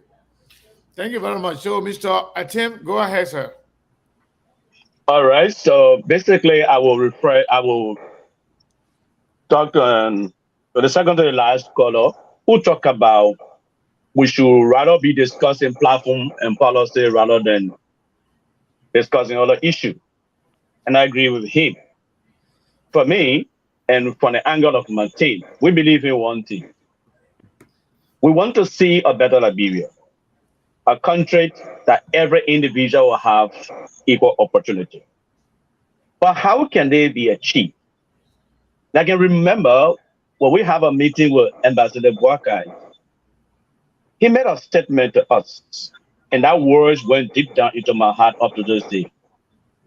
When he looked at us, he said to us that, I hope you guys are not here because you're going to get job and think that those that on the other side should not benefit from them. What you guys have putting your foot in, you guys should take in consideration the entire Liberia, irrespective of their background. When you listen to such a statement, it comes from a good leader. A selfish individual will speak about himself and his people surrounding him. At that stage, he was going to tell us and give forth promises that yes, you'll do this, I will do this for you. But he reminded us that the journey that we have started is not about us, it's about the country. And what he decides to do for the country, not for himself, to put the country back on track. That is creating our policies that will protect our country. I will give you one example of that. Next time we'll meet, we'll discuss the right. Let's look at the education system. Here we often say that the education system is a mess, right? And our parable in Liberia say, don't look at the place you fall, but look at the place you stumble to. Why is it that the education system is a mess, and what can we do? Is it about adding more money? Let me ask this question. Why if there's a policy that states that every government official children should attend public school, will you experience this problem that you're experiencing today? Will the public school be left abandoned when the ministers or representing all of our children are supposed to attend the school? Of course you know that. These schools, the public school will be the best when government official children are there. So we are behind Joseph Jimmy Boakye because we want to see these things done. And these are the children he gave us, that this policy will be put into law for the benefit of the country. So whatsoever we do, let us do it for this country. Thank you. Thank you very much. We will go to Mr. Newton here, and he will be the last person. And then after that, maybe Steve will give some announcement for our show, upcoming shows. But before that, let me tell some of you guys. I'm talking about some of my friends that are writing nonsense, thinking that you're gonna get under Steve's skin. That one, you're missing. You can't be Steve here 1,000 times, 1,000,000 times. You can here, and we'll have conversation. We stay friends and brothers and sisters. So you shouldn't worry about that. You know, this always happens. When we in the show, sometimes we get in our feelings, and you know, people say one or two things, but that's okay. That's part of the game. So Newton, go ahead, sir. Yeah, I like how Steve bring the controversy to the platform, to the discourse on the on this platform. But let me just correct just few misinformation that's out there, right? Borka is a healthy man. The last time Borka visited the U.S., he had a town hall meeting. He traveled many thousand miles, and he stood for 2 to 3 hours in the town hall meeting. He's fit to be Liberia's next president. We had a LOFA election. Walker went to campaign for his candidate. He moved from villages to villages, ensuring that his candidate could have been elected. My man, I'm sorry to interrupt you, but wait, in one of the campaign area, the man was sitting down there sleeping when the mic was funny. The man was campaign, and there are a lot of videos. The man was sleeping. Maybe he was tired. I'm not. Walker has been doing. I saw the man sitting somewhere in the campaign. I think we were in Foya. The man was sitting down there. He was sleeping. So I'm yet to see that picture, but videos, footages that we have show Walker campaigning from every village to every village. I just don't know. I don't know put your life on that particular Walker is also going to. He's coming to the U.S. in October, right? He's going to have a mass town hall meeting. I encourage the XKTV to come. It's going to be a 3-hour long. We have extended multiple invitations to Walker. Hopefully, when he comes on October, he will come on XKTV. Obviously, we can work towards that, right? So this man is fit, he's healthy, and he's going to be the next president. The second thing I wanted to say quickly, someone talk about liability, right? Joseph Yomo Barker has a liability to the country. He served the country for 25 years. Let's agree. Talbot, vice president 19 years, president 9 years. You added all that 27 years. I'm sure he was liability. Joy Howard Taylor has been in government since 1997. She's the sitting vice president. 25 years, equal to Barker in 2022. By next year, she will exceed Barker. She's the sitting vice president and Cuban vice president going to election. I'm sure she's a liability. We want to talk about liability. There are many people who have served our country otherwise that we should be respecting, that we should give the mark of national honor to, but we come on this kind of platform and sweepingly say they are liability. I think that's wrong. The third point is the agriculture aspect. People blame what happened with the LOFA project, agriculture project. Let's make this clear. Walker had no connection. In fact, the head of the project was this guy called Wendell McIntosh. You know, sometimes when we're getting international development assistance, right, it depends on what's happening with our bilateral partner, right? Libya has been one of the biggest bilateral partners to Liberia, supporting the LN government, the LN region, right? So when the equipments were brought to the country, it was taken to Lofa County. But what happened in the interim? NATO launched an invasion on Libya. They killed Gaddafi. And that was the end of the entire project. So why would people be putting it on Joseph Yumabwaga? Gaddafi had made commitment to the ADA. In the process, equipment was secured. Gaddafi died as a result of Barack Obama and NATO invasion. That was the end of the project. So people should get the facts right. That's all I ask, for most of your your apologies, SKTV apologies.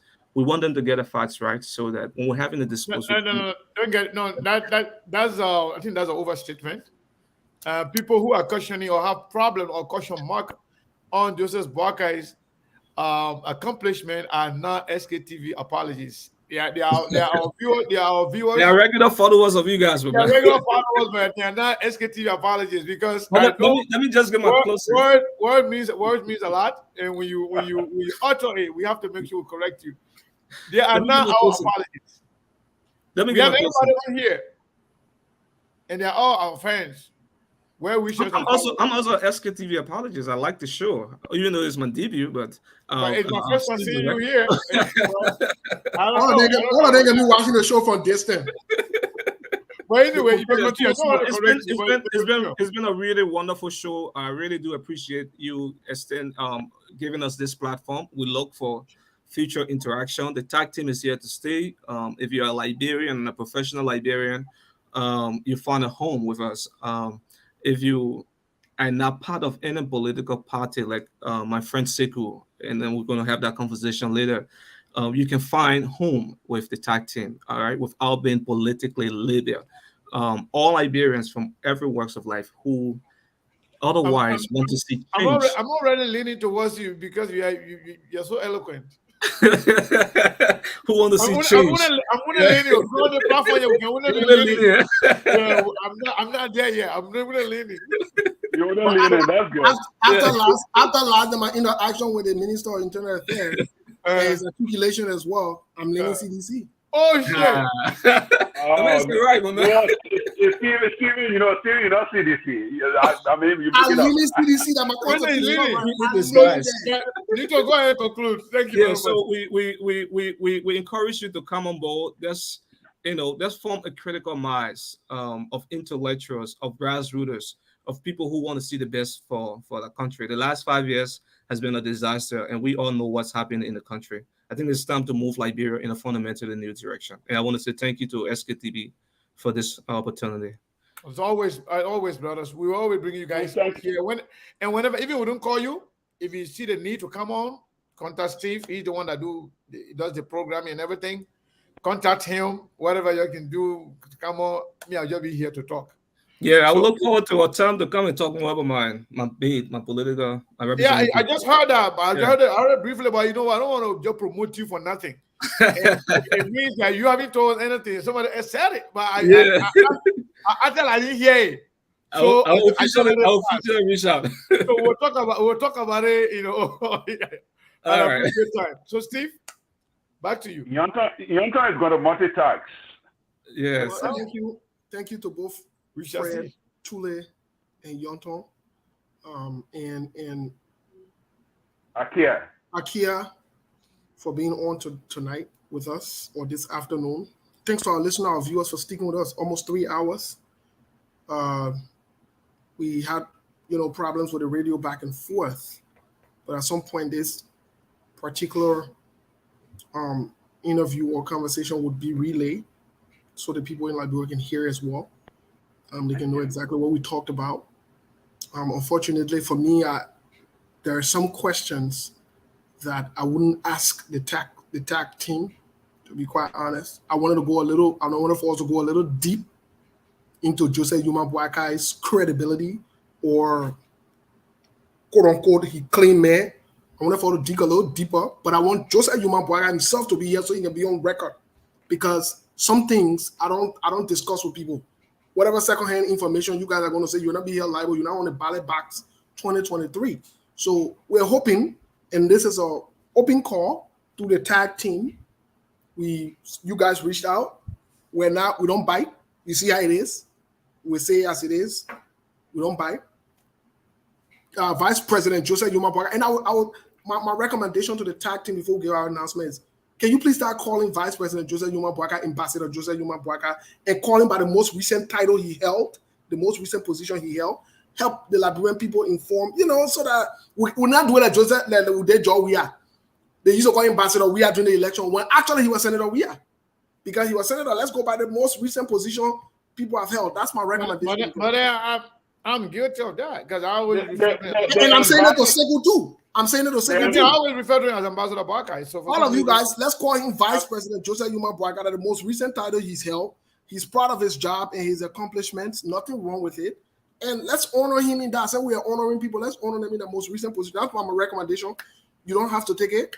You can leave it. That's fine. But let's move to the announcement. Announcement here is tomorrow we have Massa Washington and a group as our guests.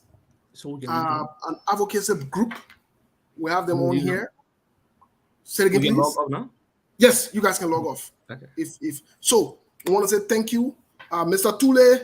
I say I like Mr. Tule's name. I will be contacting Mr. Tule. I like his name, and he know I will contact him. We have some kind of conversations over. But tomorrow we have our guests, Master Washington, and other people. But again, I want to say thank you. Tomorrow we'll be here again for another stimulating, thought-provoking conversation. It was good having the tag team on, and thanks to our listeners and our viewers. And thanks to Vice President Joseph Yuma Boyka, not Ambassador Joseph Yuma Boyka, for allowing the tag team to be here. And we look forward to hopefully, finally, Vice President Joseph Yuma Boyka accepting our invitation so we can ask him some of these credibility questions, as opposed to me. I will not ask no third party. No, any representative can hear me. I'm into asking them about his credibility. No, I will ask the reason you came. I will ask you when Vice President Joseph Yuma Boyka show faith. Then he will tell the Liberian people what are the credibility or not credibility. He said we're talking so everybody can hear it. Then we can question him and quiz him on it. Mr. Cannon, thank you. I'll leave it with you. Thank you. Thank you very much, folks. We appreciate all of you, whether you disagree or agree with us. We say thank you for being here. And even some of you that call us ANC platform, but you always hear, maybe you are now. Maybe you're probably ANC member, undercover ANC. That's why you always be here, even though you consider this ANC platform. But no, we are not ANC platform. We are here for everybody, trust me. For Liberian government, if you want to come here, let us know. CDC, let us know. ANC, let us know. Anybody, just come. Just let us know. Get to Steve. We'll schedule you. It will bring you here. We'll have a fruitful conversation. So that's what it is. We thank you for being here. We appreciate you. We love you. And we'll be here tomorrow. Mr. Khaled, before we go, you know what's interesting? You know what's interesting? You know what's very interesting? I wanted to pull light to something before we go. Maybe we might not have the time to discuss it tomorrow, but I want to clarify this thing here that there is a video going around. Somebody sent it to me too as well. You know, I think I shared with you about somebody giving news or whatever it is. Let me say this. And I think just to authenticate it, let one or two people know, people that I highly respect and I trust, I sent it to them as well. And we had an exchange that this is wrong. This is wrong. Let me say this. If propaganda did not take our country anywhere, it will not take it anywhere. I know where the video originated. This is absolutely wrong, especially coming from the opposition. Hold President Weah's feet and CDC's feet to the fire with the truth and the facts. Do it. It is the right thing to do. Creating propaganda stunt, passing it around on Facebook, it's not the right thing to do. It's not the right thing to do. And if we say something that we got wrong or we get it wrong, it's okay for us to come and say we're wrong. Nothing wrong in it. But deliberately lying on people, the same way I frown on the CPP for lying on Cummings and the Cummings man, I frown on people lying on President George Weah. We shouldn't do it. It's not the right thing to do. It is not the right thing to do. We will not allow nobody. Let's just put it the way it is. Then the Liberian people look into it. They make their choices as to who they want to choose. But all this propaganda thing is not a good thing. It goes a long way. And it bears the point wherein when Tyler Kuyompa was on the show, that woman, the lady said she was 22 years old.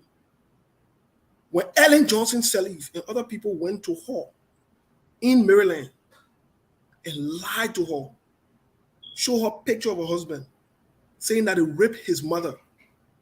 So it infuriated him, made him pissed off. He left and went Liberia. He left in that particular thing today. He's no longer in existence because of lie.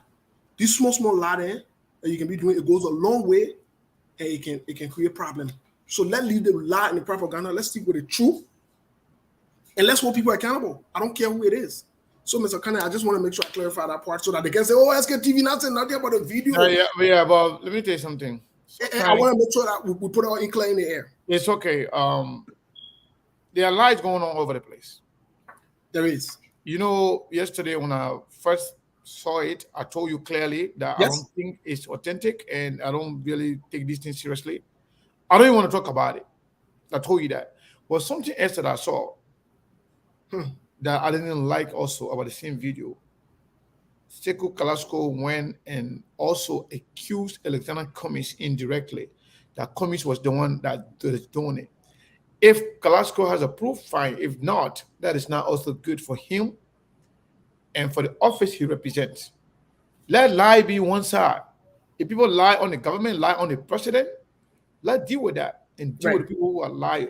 You shouldn't also go and lie on somebody else in order just to prove a political point. If Carrasco gets some facts, he can bring it to us, we can talk about it. But if he doesn't have a fact, let all of us condemn it as is. Yes. Do not point finger to people without having a proof. But I'm glad that you are telling me and telling our audience that you know where the video originated from. I'm going to ask you about that behind the scene. And if we got to know who it really, really came from, and we can authenticate that fact, trust me, we will speak to them and we will tell them how dangerous is it to continue on issue like that. That's not right. But I want to say thank you to everybody. We love you as always. And we don't care about how people feel about us. We just do what is right for Liberia and for the Liberian people. The rest is history. Thank you, and you be blessed. And pretty sure you should be happy today because I leaning towards CDC. Yeah, but maybe Prince will go and watch the video of the exchange yesterday. And then we can take it from there. Pretty sure you happy with leaning towards CDC. Oh, the man. Yeah. The man also be in my impacts. That's my boy. He can hear me out, even though we disagree in public, but he can hear me out. We can, we let you once in a while. All right. I hear that now. Okay. Yeah. My people, where you at? Where you at? Wake up from your slumber. Stop sleeping. Whip your hands, whip your hands, whip your hands, whip your. Come on, come on, come on. I know y'all sleeping now. Y'all gotta wake up some more, yeah? Okay, let's go.